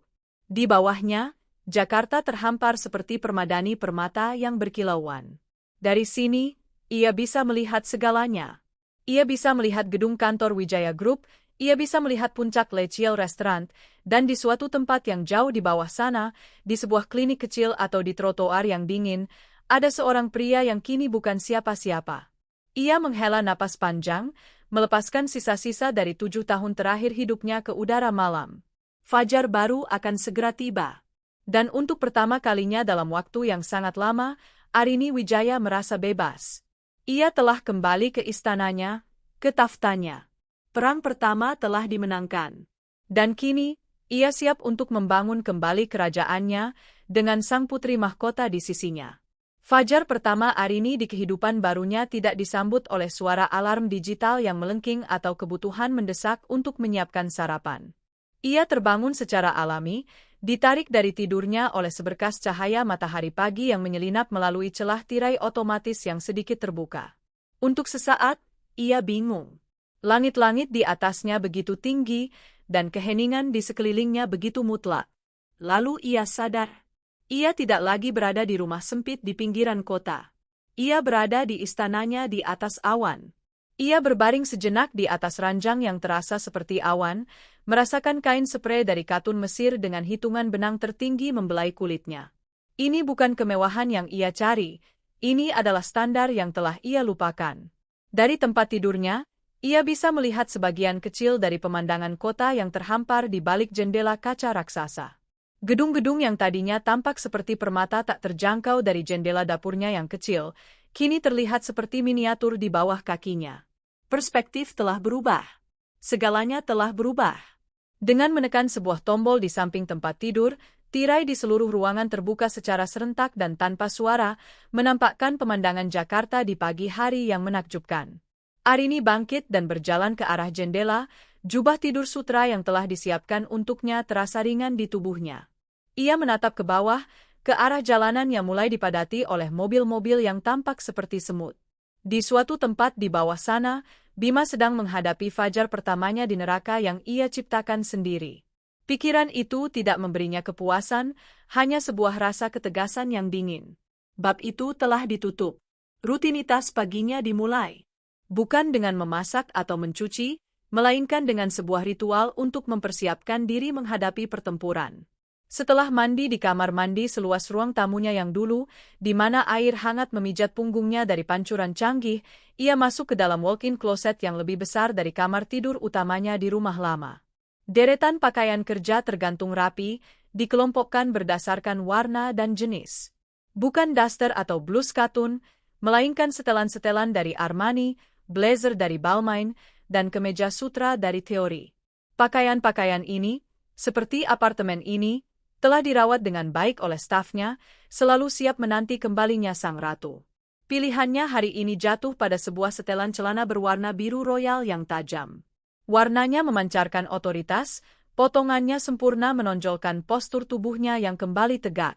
Ia memadukannya dengan kemeja putih gading dan sepasang sepatu hak tinggi dari Manolo Blahnik yang warnanya senada. Riasannya ia buat minimalis namun tegas, sedikit alas bedak, alis yang terdefinisi, maskara, dan lipstik berwarna nude yang elegan. Rambutnya ia kumpulkan dalam sanggul rendah yang rapi dan profesional. Saat ia menatap cermin, yang terlihat bukanlah seorang ibu rumah tangga yang lelah, melainkan seorang CEO yang siap mengambil alih dunia. Sebelum ia siap sepenuhnya, Bei Inah mengetuk pintu. Non Alisa sudah bangun. Sarapannya sudah siap. Arini tersenyum. Terima kasih, Bei. Suruh Alisa tunggu saya di meja makan. Saat Arini masuk ke ruang makan, Alisa sudah duduk manis di kursi, matanya berbinar-binar melihat hamparan makanan di atas meja. Ada panekuk dengan sirup mapel, buah-buahan segar, sosis, dan susu dalam gelas bergambar kartun. Ini adalah sarapan impian setiap anak. Bunda, rumah baru kita bagus sekali. Seperti istana Cinderella, seru Alisa dengan gembira. Arini duduk di sampingnya, hatinya menghangat. Kamu suka, sayang? Suka sekali. Tapi, ayah kapan kesini, Bun?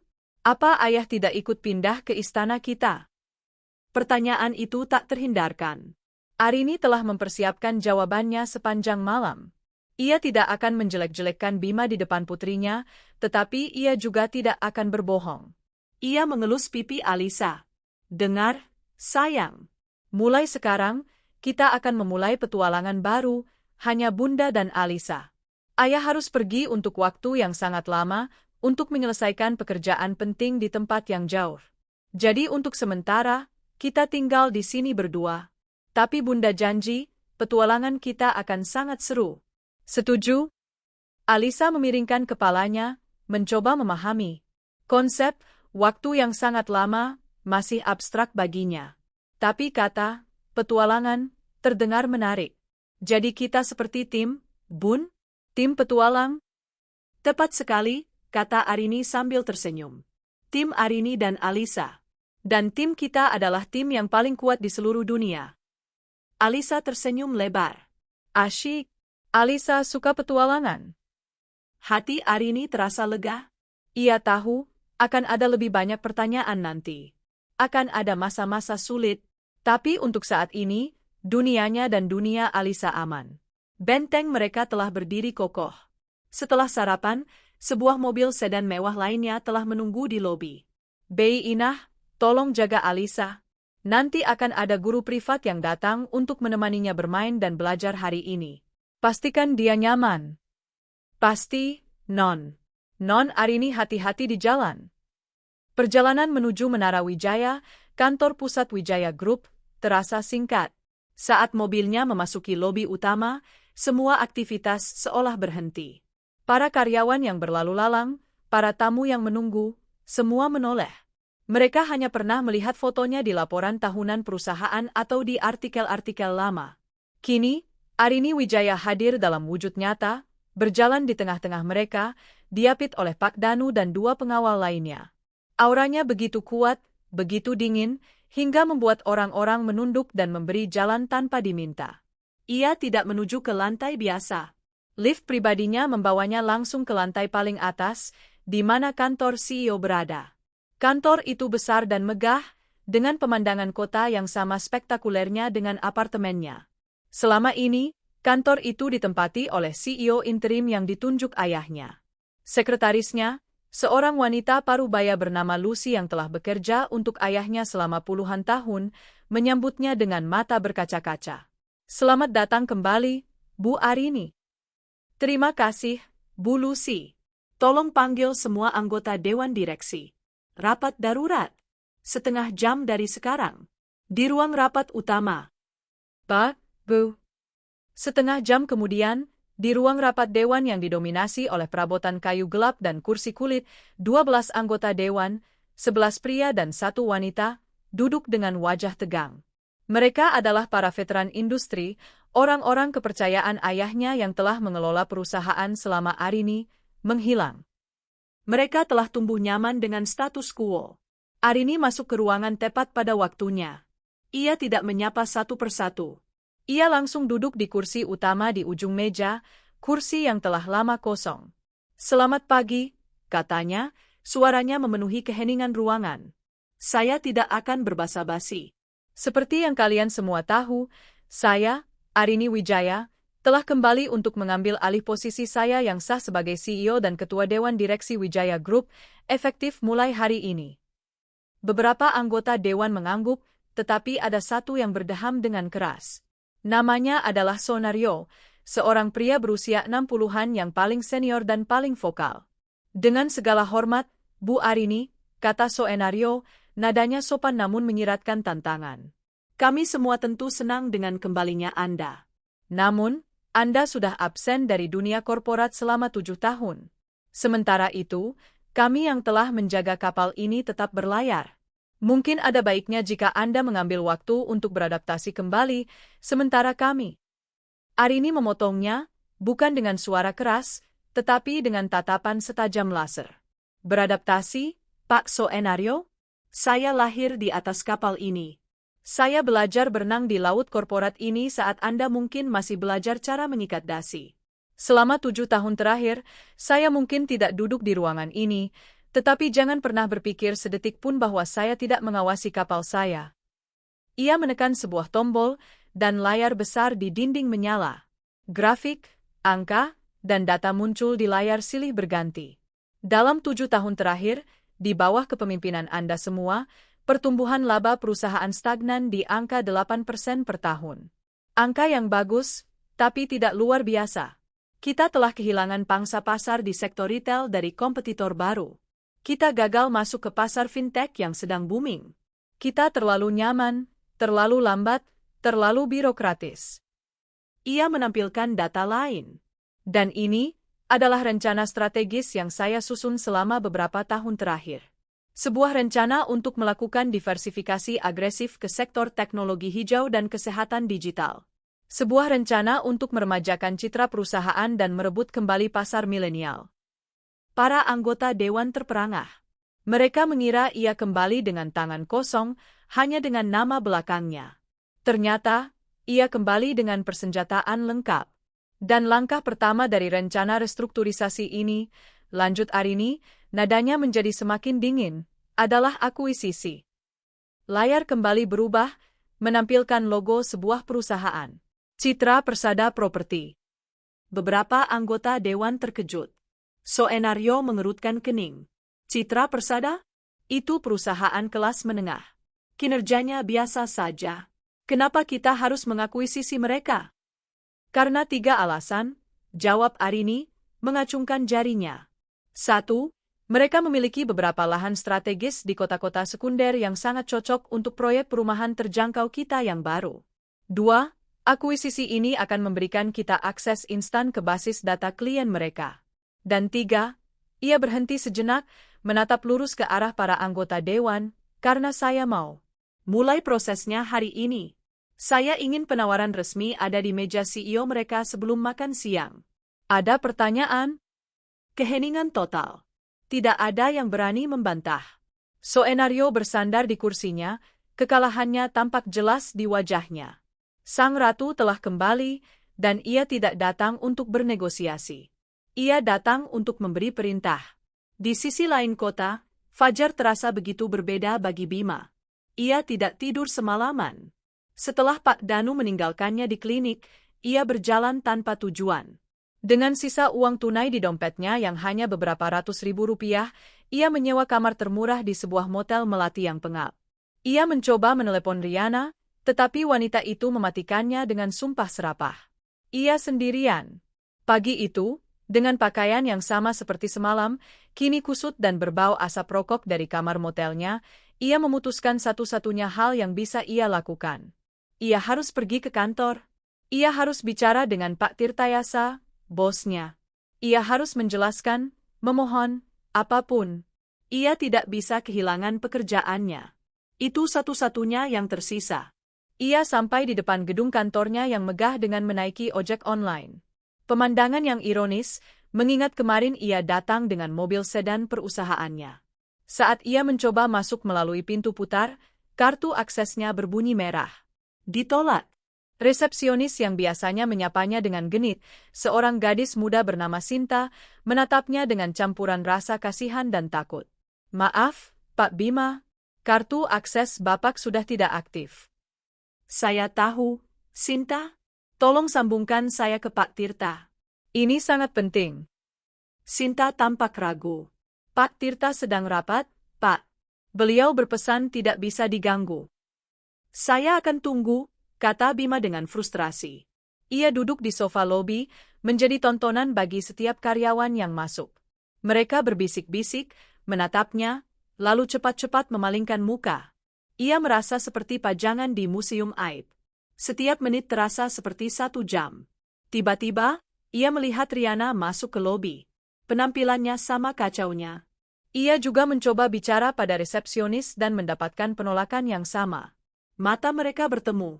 Tidak ada lagi cinta atau gairah, yang ada hanya kebencian timbal balik. Ini semua gara-gara kamu, desis Riana, menghampirinya. Gara-gara aku? Kamu yang mengirim pesan itu, balas Bima tak kalah sengit. Kalau saja kamu tidak berbohong soal istrimu. Perdebatan mereka yang memanas membuat 2 orang satpam menghampiri. Maaf, Bapak, Ibu, mohon jangan membuat keributan di sini. Jika tidak ada keperluan, silakan meninggalkan gedung. Bima dan Riana diusir seperti pengemis dari tempat di mana mereka pernah merasa begitu berkuasa. Di luar, di bawah terik matahari pagi, Riana menatap Bima dengan penuh kebencian. Aku tidak mau melihat wajahmu lagi seumur hidupku, katanya sebelum berbalik dan berjalan pergi dengan langkah marah. Bima kini benar-benar sendirian. Ditolak, diusir, dan ditinggalkan. Ia duduk di sebuah bangku taman di seberang gedung kantornya, menatap gedung itu dengan nanar. Gedung yang menjadi simbol kesuksesannya, kini menjadi monumen kegagalannya. Ponsel di atas meja Arini bergetar pelan. Nama Lucy, sekretarisnya, muncul di layar. Ya, Bu Lucy. Maaf mengganggu, Bu. Bapak Tirtayasa, CEO Citra Persada Properti, ada di telepon. Beliau ingin berbicara langsung dengan Anda. Katanya sangat mendesak. Arini tersenyum tipis. Umpannya disambar lebih cepat dari yang ia duga. Sambungkan. Terdengar suara seorang pria yang panik dan sangat hormat di seberang sana. Selamat pagi, Bu Arini Wijaya. Suatu kehormatan besar. Saya Tirtayasa. Saya baru saja menerima draft penawaran akuisisi dari tim Anda. Langsung ke intinya saja, Pak Tirta, potong Arini dengan nada bisnis yang efisien. Apakah Anda tertarik atau tidak? Tertarik? Tentu saja sangat tertarik, Bu. Kami siap berdiskusi kapan saja. Hari ini, 1 jam lagi, kami siap. Bagus, kata Arini. Tim saya, yang dipimpin oleh Alisa Wijaya, akan segera menghubungi Anda untuk mengatur pertemuan awal. Oh, dan satu hal lagi, Pak Tirta. Ya, Bu? Apa saja, Bu? Saya dengar Anda punya seorang manajer bernama Bima. Saya ingin memastikan, per hari ini, orang itu sudah tidak punya kaitan apapun lagi dengan perusahaan Anda.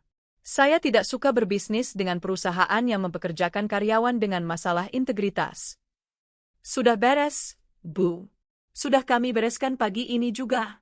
Karyawan tersebut sudah kami berhentikan secara tidak hormat. Saya sangat baik. Senang berbisnis dengan Anda, Pak Tirta. Arini menutup telepon. Ia bersandar di kursinya yang empuk, menatap ke arah kota yang terhampar di bawahnya. Dari ketinggian ini, ia tidak bisa melihat seorang pria yang sedang duduk putus asa di bangku taman. Yang bisa ia lihat hanyalah gedung-gedung baru yang siap untuk ia taklukkan, kerajaan baru yang siap untuk ia bangun. Kontras itu begitu brutal, begitu absolut. Di satu sisi, seorang ratu telah merebut kembali tahtanya dan mulai memperluas wilayah kekuasaannya. Di sisi lain, seorang pria yang pernah merasa seperti raja kini telah kehilangan segalanya, bahkan sebuah bangku di lobi pun tak lagi menjadi haknya. Permainan telah benar-benar berbalik. Dunia Bima kini telah menyusut seukuran sebuah bangku taman yang keras dan panas. Gedung Citra Persada Properti yang menjulang di seberang jalan, yang tadinya merupakan simbol pencapaiannya, kini terasa seperti batu nisan raksasa yang menandai kematian karirnya. Matahari Jakarta mulai meninggi, sinarnya yang kejam memantul dari kaca-kaca gedung, menyilaukan dan mengejeknya. Orang-orang berlalu lalang, para profesional muda dengan langkah cepat dan setelan rapi, persis seperti dirinya kemarin. Hari ini, ia adalah bagian dari pemandangan yang tak terlihat, seorang pria dengan kemeja kusut dan tatapan kosong yang sengaja dihindari oleh semua orang. Syok awal kini telah menguap, meninggalkan residu kepanikan yang pekat dan dingin di dasar perutnya. Ini tidak mungkin nyata. Ini pasti hanya mimpi buruk yang panjang. Sebentar lagi ia akan terbangun di ranjangnya yang nyaman di samping Arini, mencium aroma kopi, dan mendengar celoteh Alisa. Tapi deru lalu lintas yang memekakkan telinga, rasa lapar yang melilit perutnya, dan rasa malu yang membakar wajahnya terasa begitu nyata.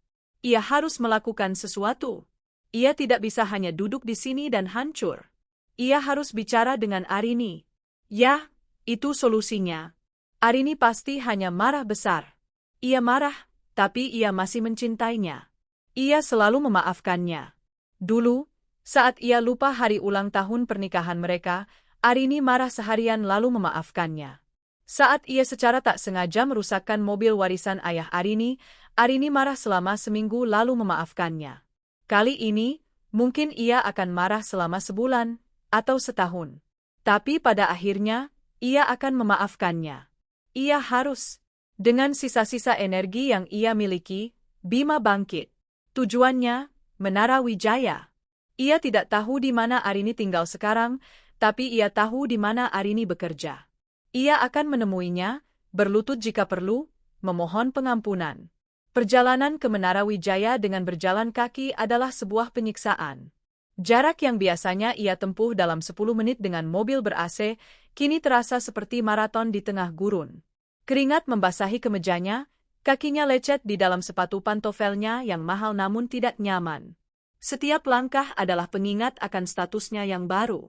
Setelah hampir 1 jam, ia akhirnya tiba di depan lobi Menara Wijaya yang luar biasa megah. Air mancur menari-nari di depannya, dan pintu kaca raksasa terbuka secara otomatis seolah menyambut para dewa. Bima ragu-ragu. Penampilannya yang kacau begitu kontras dengan kemewahan di hadapannya. Tapi keputusasaan adalah pendorong yang kuat. Ia melangkah masuk. Aura dingin dari pendingin ruangan dan aroma bunga lili yang lembut menyambutnya.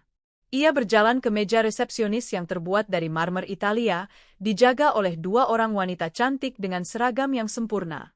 "Selamat siang, ada yang bisa saya bantu?" sapa salah satunya dengan senyum profesional. "Siang. Saya ingin bertemu dengan Ibu Arini Wijaya," kata Bima, mencoba terdengar percaya diri. Senyum resepsionis itu tidak goyah, tetapi ada kilat pengenalan di matanya. Foto Bima, sebagai suami dari sang CEO yang lama menghilang, pasti ada di sistem mereka. Dan berita tentang insiden di Leciel semalam pasti telah menyebar seperti api di kalangan internal. "Mohon maaf, Bapak. Apakah sudah ada janji temu?" "Tidak. Tapi ini sangat penting. Ini urusan keluarga." "Katakan saja padanya, Bima ingin bertemu." Resepsionis itu berbicara pelan ke mikrofon di mejanya. Setelah beberapa detik, ia kembali menatap Bima, senyumnya kini sedikit kaku. "Mohon maaf, Pak Bima. Jadwal Ibu CEO sangat padat hari ini dan untuk beberapa bulan ke depan. Beliau tidak bisa menerima tamu tanpa janji temu." "Saya bukan tamu. Saya suaminya," seru Bima, suaranya meninggi, menarik perhatian beberapa orang di lobi. "Mohon maaf, Pak. Menurut data kami, status Anda, resepsionis itu tampak tidak nyaman." Saat itulah, 2 orang petugas keamanan berbadan tegap menghampiri Bima. "Pak, mohon jangan membuat keributan. Mari, kami antar Bapak keluar." "Jangan sentuh aku," bentak Bima, harga dirinya yang tersisa memberontak. "Aku akan pergi sendiri." Ia berbalik dan berjalan keluar dari lobi itu, kali ini dengan perasaan terhina yang jauh lebih dalam. Diusir dari kantornya sendiri sudah cukup buruk. Diusir dari perusahaan istrinya sendiri terasa seperti akhir dunia. Ia bahkan tidak bisa melewati pintu lobi. Arini telah membangun benteng yang tak tertembus di sekelilingnya. Ia harus mencoba cara lain. Telepon. Ia butuh telepon. Ia melihat seorang pria muda sedang menunggu taksi sambil memainkan ponselnya. Bima menelan ludahnya, mengesampingkan harga dirinya. "Permisi, Mas, maaf mengganggu. Boleh saya pinjam teleponnya sebentar? Hanya untuk satu panggilan darurat. Ponsel saya mati. Pria muda itu menatap Bima dengan curiga, dari atas ke bawah. Tapi melihat keputusasaan di wajah Bima, ia akhirnya mengangguk. Baiklah, tapi jangan lama-lama. Bima mengucapkan terima kasih dan segera menekan nomor ponsel lama Arini. Seperti dugaannya, terdengar nada operator yang mengatakan nomor tersebut sudah tidak aktif. Ia kemudian mencoba menelepon ke rumah. Telepon berdering beberapa kali sebelum diangkat. Halo? Suara Bei Inah. Hati Bima sedikit lega. Bei Inah. Ini saya, Bima. Syukurlah. Tolong, Bei, saya perlu bicara dengan Arini. Ini sangat penting. Keheningan sejenak di seberang sana, lalu suara Bei Inah terdengar dingin, tidak seperti biasanya. Maaf, Bapak salah sambung.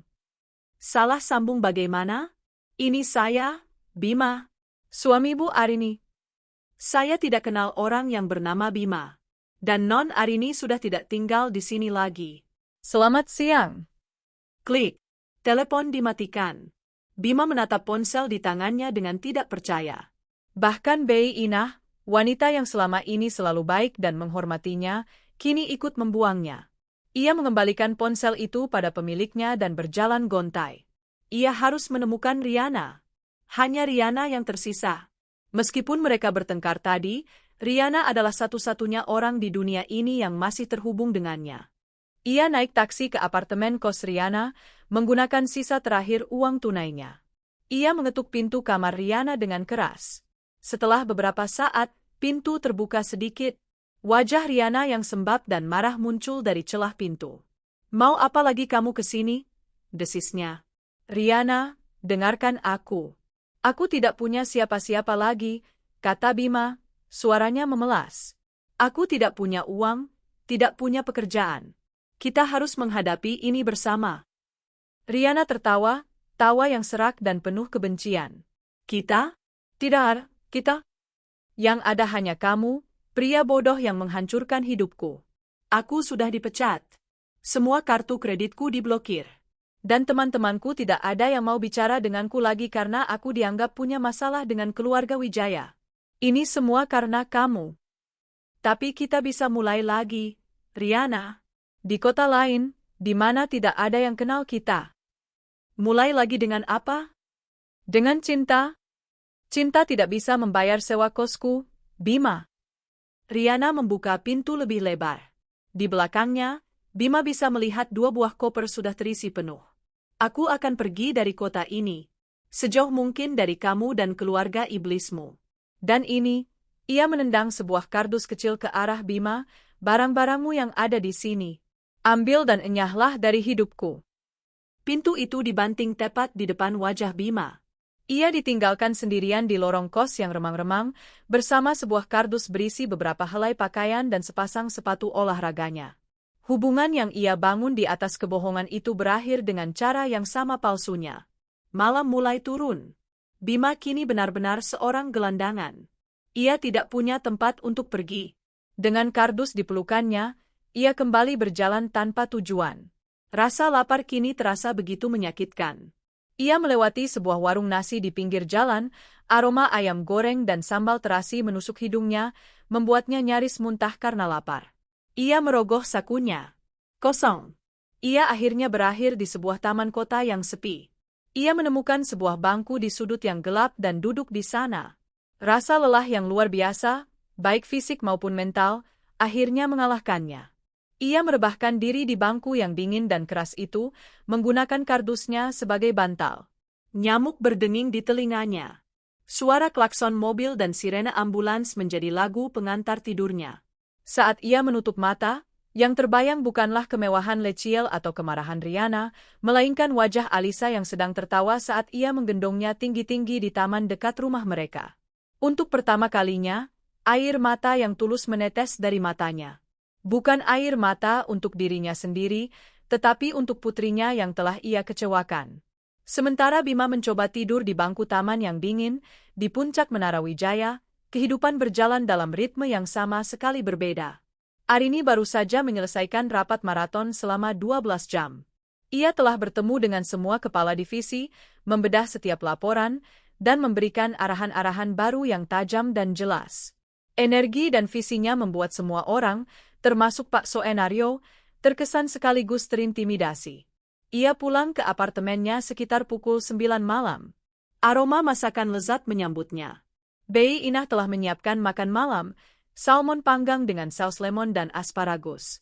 Alisa berlari menyambutnya di pintu, memeluk kakinya dengan erat. Bunda sudah pulang? Arini mengangkat putrinya ke dalam gendongannya, mencium aroma sampo bayi dari rambutnya.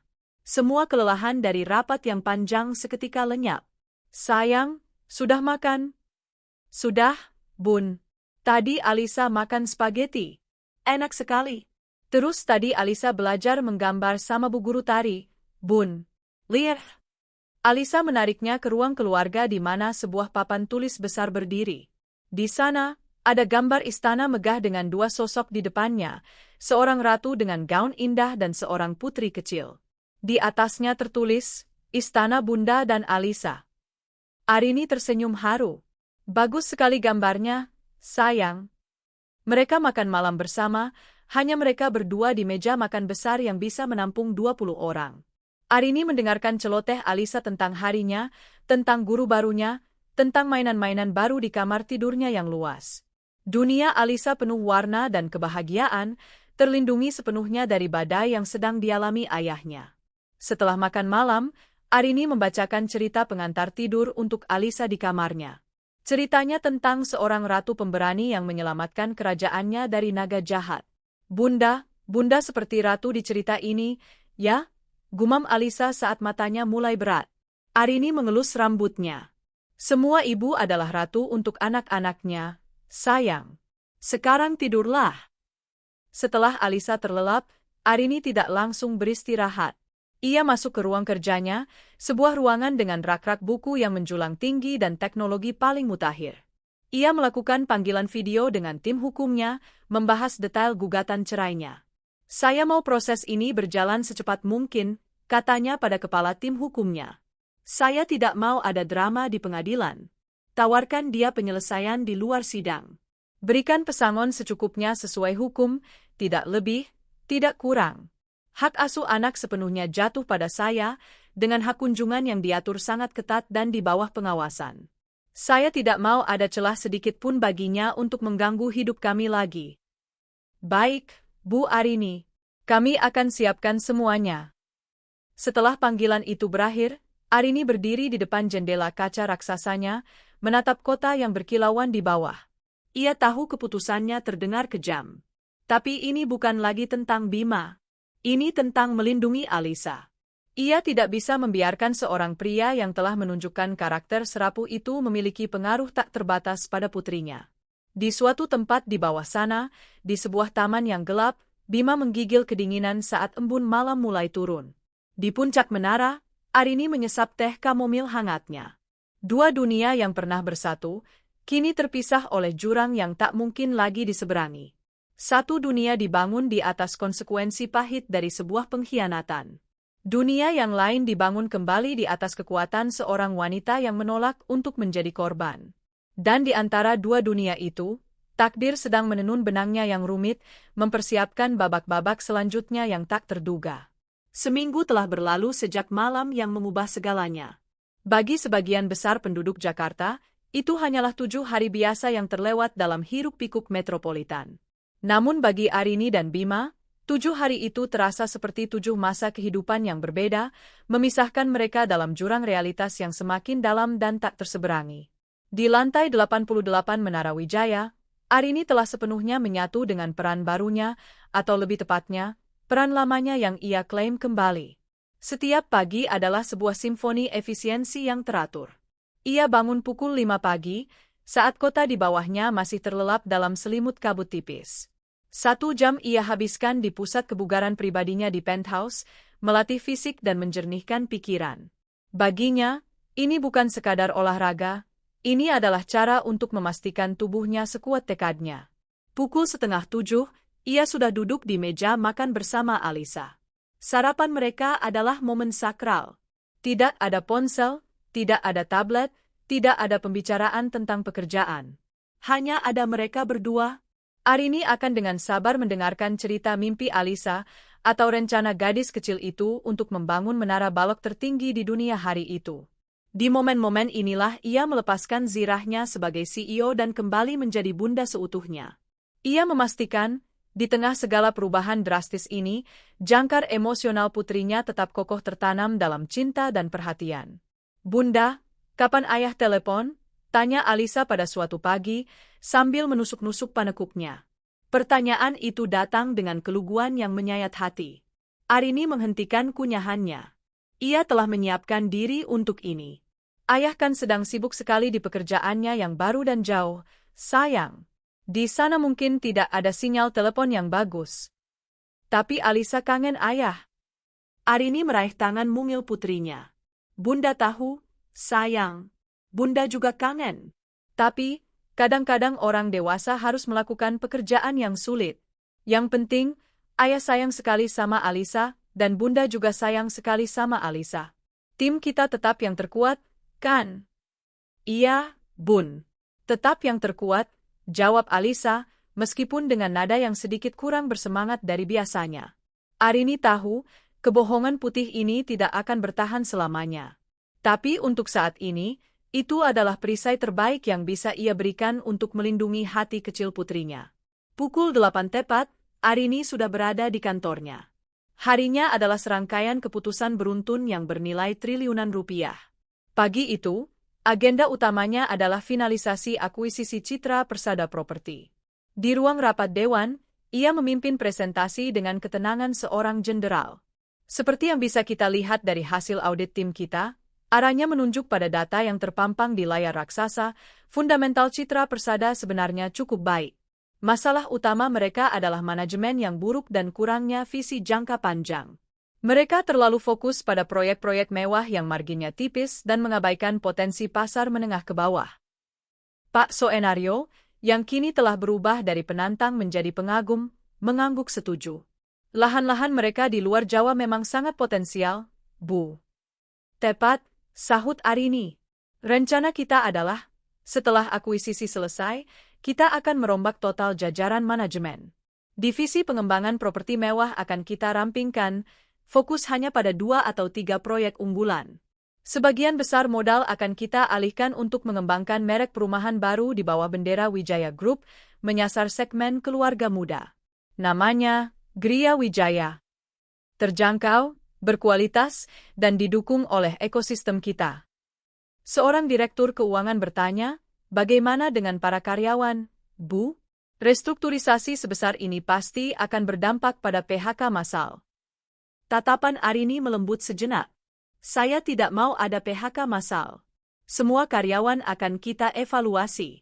Mereka yang kompeten akan kita pertahankan dan kita berikan pelatihan ulang untuk beradaptasi dengan budaya kerja Wijaya Group. Mereka yang kinerjanya di bawah standar akan kita berikan paket pesangon yang lebih dari layak dan akses ke program alih profesi yang didanai oleh yayasan kita. Saya mau akuisisi ini dikenal sebagai penyelamatan, bukan pencaplokan." Keputusannya disambut dengan anggukan hormat dari seluruh anggota dewan. Dalam 1 minggu, Arini tidak hanya membuktikan ketajaman bisnisnya, tetapi juga menunjukkan bahwa ia memimpin dengan nurani. Ia adalah kombinasi langka dari otak ayahnya yang sekeras baja dan hati ibunya yang selembut sutra. Siangnya, ia makan siang dengan investor dari Jepang, mendiskusikan pembangunan pabrik baterai untuk mobil listrik. Sorenya, ia meninjau cetak biru untuk rumah sakit khusus anak yang akan dibangun oleh yayasannya. Ia bergerak dari satu dunia ke dunia lain dengan begitu mulus, seolah memiliki beberapa kepribadian yang berbeda namun sama-sama brilian. Ia merasa hidup. Untuk pertama kalinya dalam 7 tahun, ia merasa utuh. Sementara Arini membangun kembali kerajaannya, Bima sedang belajar geografi dunianya yang baru, sebuah petak trotoar di belakang sebuah pusat perbelanjaan. 7 hari di jalanan telah melucuti semua lapisan peradaban darinya. Kemeja bermereknya kini kotor dan robek di bagian siku. Celana bahannya ternoda oleh lumpur dan entah apa lagi. Sepatu pantofelnya yang mahal telah ia tukar dengan seorang pemulung untuk mendapatkan sepasang sandal jepit bekas dan 2 bungkus nasi. Wajahnya yang dulu selalu tercukur rapi kini ditumbuhi janggut dan kumis yang tak terurus. Matanya cekung, memancarkan keputusasaan yang tumpul. Hari-hari pertamanya adalah neraka kebingungan. Ia berjalan kaki berkilo-kilometer tanpa tujuan, didorong oleh sisa-sisa adrenalin dan penyangkalan. Ia mencoba tidur di halte bus, di stasiun kereta, hanya untuk diusir oleh petugas keamanan. Ia belajar bahwa dunia ini punya aturan tak terlihat bagi kaumnya. Ada teritori yang dikuasai oleh preman, ada tempat-tempat di mana berbagi sedikit makanan bisa berarti mendapatkan perlindungan, dan ada tatapan-tatapan yang harus dihindari. Rasa lapar adalah guru yang paling kejam. Pada hari ketiga, setelah tidak makan apapun selain air keran dari toilet umum, ia sampai pada titik terendahnya. Ia melihat seorang ibu dan anak kecil makan es krim di depan sebuah minimarket. Anak itu tak sengaja menjatuhkan sisa es krimnya ke tanah. Setelah mereka pergi, Bima, dengan perut yang melilit dan kepala yang pusing, memungut sisa es krim yang sudah bercampur debu itu dan memakannya dengan lahap. Saat itulah, ia menangis sejadi-jadinya. Bukan karena kehilangan uang atau jabatannya, tetapi karena kehilangan martabatnya sebagai manusia. Ia sadar ia tidak akan bisa bertahan hidup seperti ini. Rasa malunya yang setinggi gunung harus ia runtuhkan. Hari berikutnya, ia berdiri di sebuah perempatan lampu merah yang ramai. Jantungnya berdebar begitu kencang, napasnya sesak. Ia melihat pengemis lain bekerja, mengetuk kaca-kaca mobil dengan gerakan yang terlatih. Baginya, ini lebih sulit daripada melakukan presentasi di hadapan puluhan investor asing. Mobil pertama, sebuah sedan mewah, ia biarkan lewat. Mobil kedua, sebuah minibus, ia juga ragu-ragu. Lampu lalu lintas sudah kembali hijau.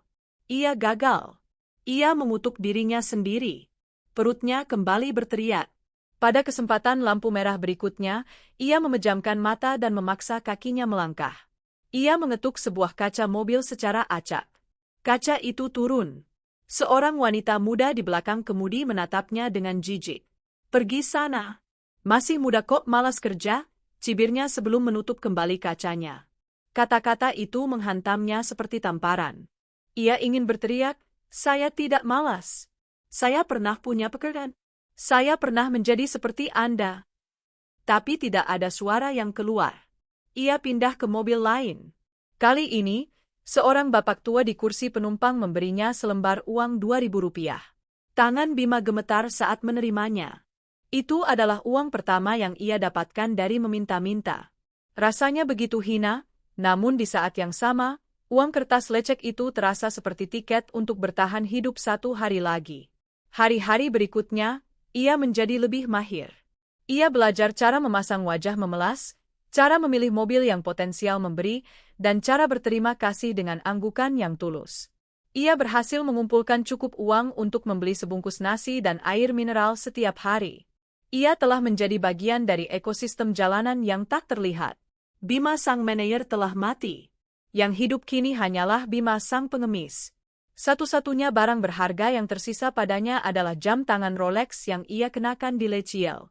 Ia menyembunyikannya di dalam saku celananya, takut dirampas preman.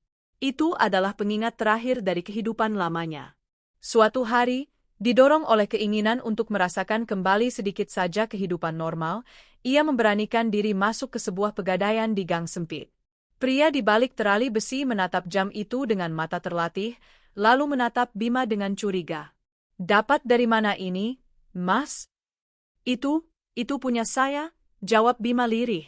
Pria itu menimbang-nimbang jam itu, memeriksanya dengan kaca pembesar.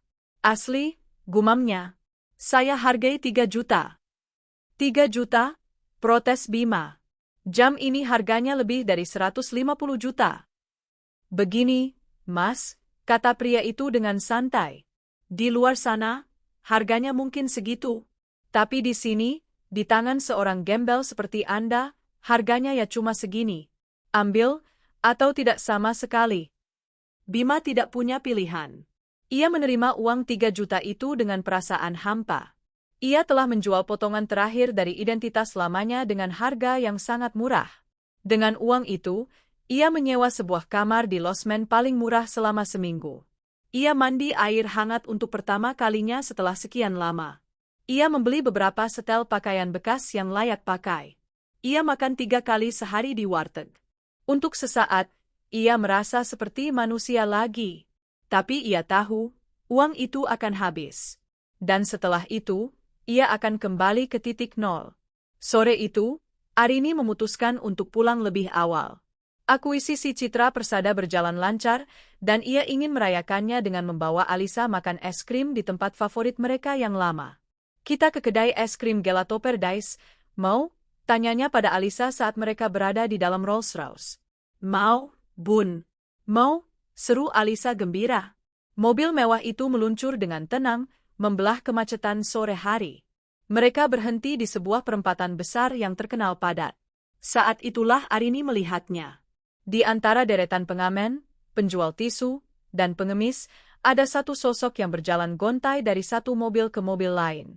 Sosok itu kurus, dekil, dengan rambut gondrong acak-acakan dan janggut yang tak terurus. Ia mengenakan kaos oblong pudar dan celana kargo bekas. Arini tidak langsung mengenalinya. Ia hanya merasa kasihan melihat pria itu. Tapi kemudian, pria itu berbalik dan cahaya matahari sore menimpa wajahnya. Jantung Arini serasa berhenti berdetak. Itu Bima. Ya Tuhan. Itu benar-benar Bima. Perubahannya begitu drastis, begitu mengerikan. Pria yang dulu begitu bangga dengan penampilannya, yang tidak akan keluar rumah sebelum rambutnya tertata sempurna, kini menjadi salah satu dari mereka yang terlupakan di jalanan. Arini duduk mematung, napasnya tercekat. Campuran emosi yang rumit bergejolak di dalam dirinya. Syok, rasa ngeri, sedikit rasa iba yang tak ia sangka akan ia rasakan. Dan di bawah semua itu, ada secuil rasa bersalah yang menusuk. Apakah ia yang telah membuatnya jadi seperti ini? Tidak, ia mengingatkan dirinya sendiri. Ini adalah pilihan Bima. Ini adalah konsekuensi dari tindakannya. Saat ia sedang berperang dengan batinnya, Bima, yang tidak menyadari siapa yang ada di dalam mobil mewah itu, berjalan mendekat. Ia mengetuk jendela di sisi Arini. Ketukan itu terdengar begitu keras di dalam keheningan mobil. Sopir Arini, seorang pria tegap bernama Adi, menoleh ke belakang. Mau diusir, Bu? Arini menggeleng pelan. Ia tidak tahu apa yang merasukinya, tapi ia menekan tombol untuk menurunkan jendela. Mungkin ia ingin memastikan. Mungkin ia ingin Bima melihatnya. Mungkin ia hanya ingin melihat apa yang akan terjadi. Jendela berwarna gelap itu meluncur turun tanpa suara. Selama sepersekian detik yang terasa abadi, dunia berhenti berputar. Mata Bima bertemu dengan mata Arini. Wajah Bima berubah. Ekspresi memelas yang ia pasang untuk meminta belas kasihan seketika lenyap, digantikan oleh horor dan rasa malu yang begitu telanjang, begitu absolut, hingga rasanya menyakitkan untuk dilihat. Mulutnya sedikit terbuka, tetapi tidak ada suara yang keluar. Seluruh darah seolah surut dari wajahnya. Dilihat dalam keadaan seperti ini oleh siapapun sudah cukup buruk. Dilihat oleh Arini, itu adalah penyiksaan paling keji yang bisa ia bayangkan. Lalu, tatapan Bima bergeser sedikit ke dalam mobil. Dan ia melihatnya. Alisa, putrinya duduk di kursi anak, menatapnya dengan mata bulatnya yang polos dan penuh rasa ingin tahu. Bunda, Om itu kenapa nangis? Tanya Alisa dengan suara pelan. Ia tidak mengenali ayahnya. Sosok di luar jendela itu terlalu berbeda, terlalu asing, terlalu menyedihkan. Pertanyaan Alisa adalah belati terakhir yang merobek sisa-sisa hati Bima. Ia terhuyung mundur selangkah, seolah baru saja dipukul dengan keras. Ia tidak tahan melihat tatapan polos putrinya. Ia tidak tahan menjadi monster menyedihkan di mata Alisa. Arini, yang tersadar dari syoknya oleh suara Alisa, segera bertindak. Ia tidak bisa membiarkan Alisa melihat ini lebih lama lagi. Rasa ibanya menguap, digantikan oleh insting pelindung seorang ibu. Ia tidak menatap Bima. Ia berbicara pada sopirnya dengan suara yang sedikit bergetar namun tegas. Adi, berikan ini padanya. Ia mengambil seluruh uang tunai yang ada di dompetnya, beberapa juta rupiah, dan menyerahkannya pada Adi. Setelah itu, jalan. Lampu lalu lintas berubah hijau. Adi menurunkan kacanya, mengulurkan uang itu pada Bima yang masih berdiri mematung, dan berkata, "Ini, Pak." Sebelum Bima sempat bereaksi, Adi menancap gas. Rolls-Royce itu melesat pergi, meninggalkan Bima yang berdiri gemetar di tengah knalpot dan klakson mobil. Di tangannya, tergenggam segepok uang. Uang dari wanita yang telah ia hancurkan. Uang yang diberikan di depan mata putrinya yang tidak lagi mengenalinya. Uang itu terasa lebih panas dari bara api. Di dalam mobil, suasana terasa begitu berat. Arini segera menaikkan kembali jendelanya. Ia menoleh ke belakang dan melihat Alisa masih menatap keluar jendela. "Bunda, tadi itu siapa?" Arini menarik napas dalam-dalam, mencoba menenangkan jantungnya yang berdebar kencang. Ia memeluk Alisa. "Bukan siapa-siapa, sayang. Hanya orang yang sedang sedih. Sekarang, kita lupakannya. Kita kan mau makan es krim enak." Ia mencoba tersenyum, tetapi matanya terasa panas. Untuk pertama kalinya sejak malam di Leciel, pertahanannya retak. Ia tidak menangis karena Bima. Ia menangis karena putrinya. Ia menangis karena takdir kejam yang telah mempertemukan seorang ayah yang hancur dengan putrinya yang tak berdosa di sebuah perempatan jalan yang bising. Pertemuan itu telah meninggalkan luka baru, bukan hanya pada Bima, tetapi juga pada dirinya.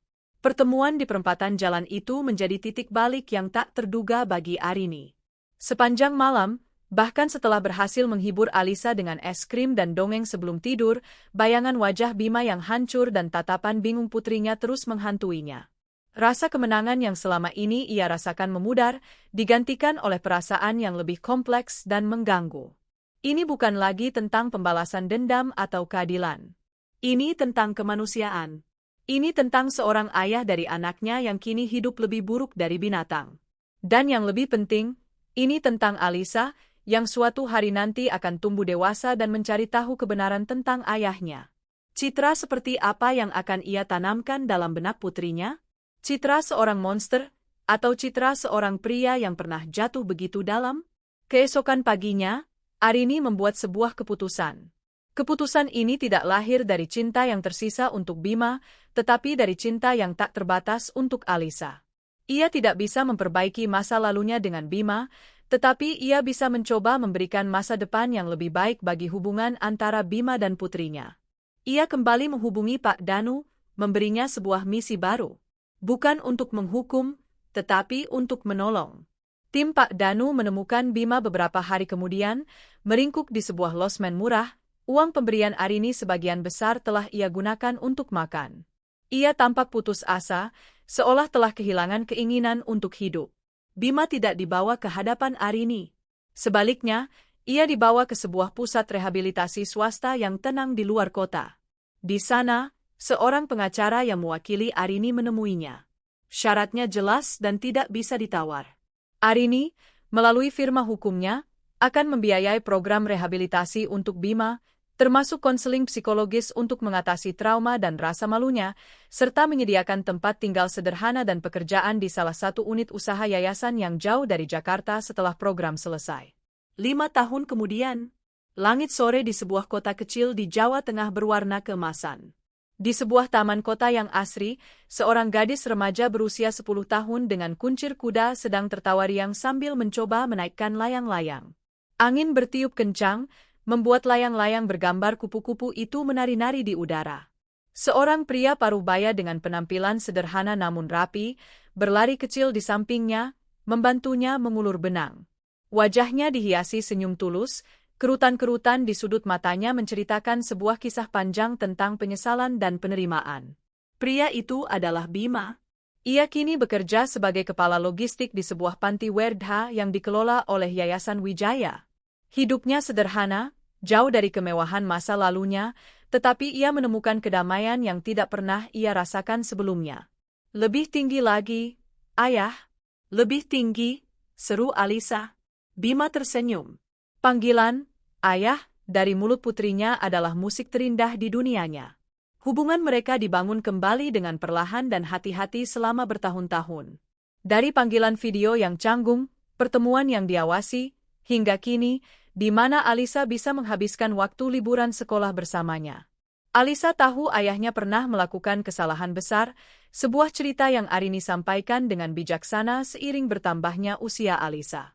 Tapi Alisa juga tahu bahwa ayahnya telah bekerja sangat keras untuk memperbaiki diri.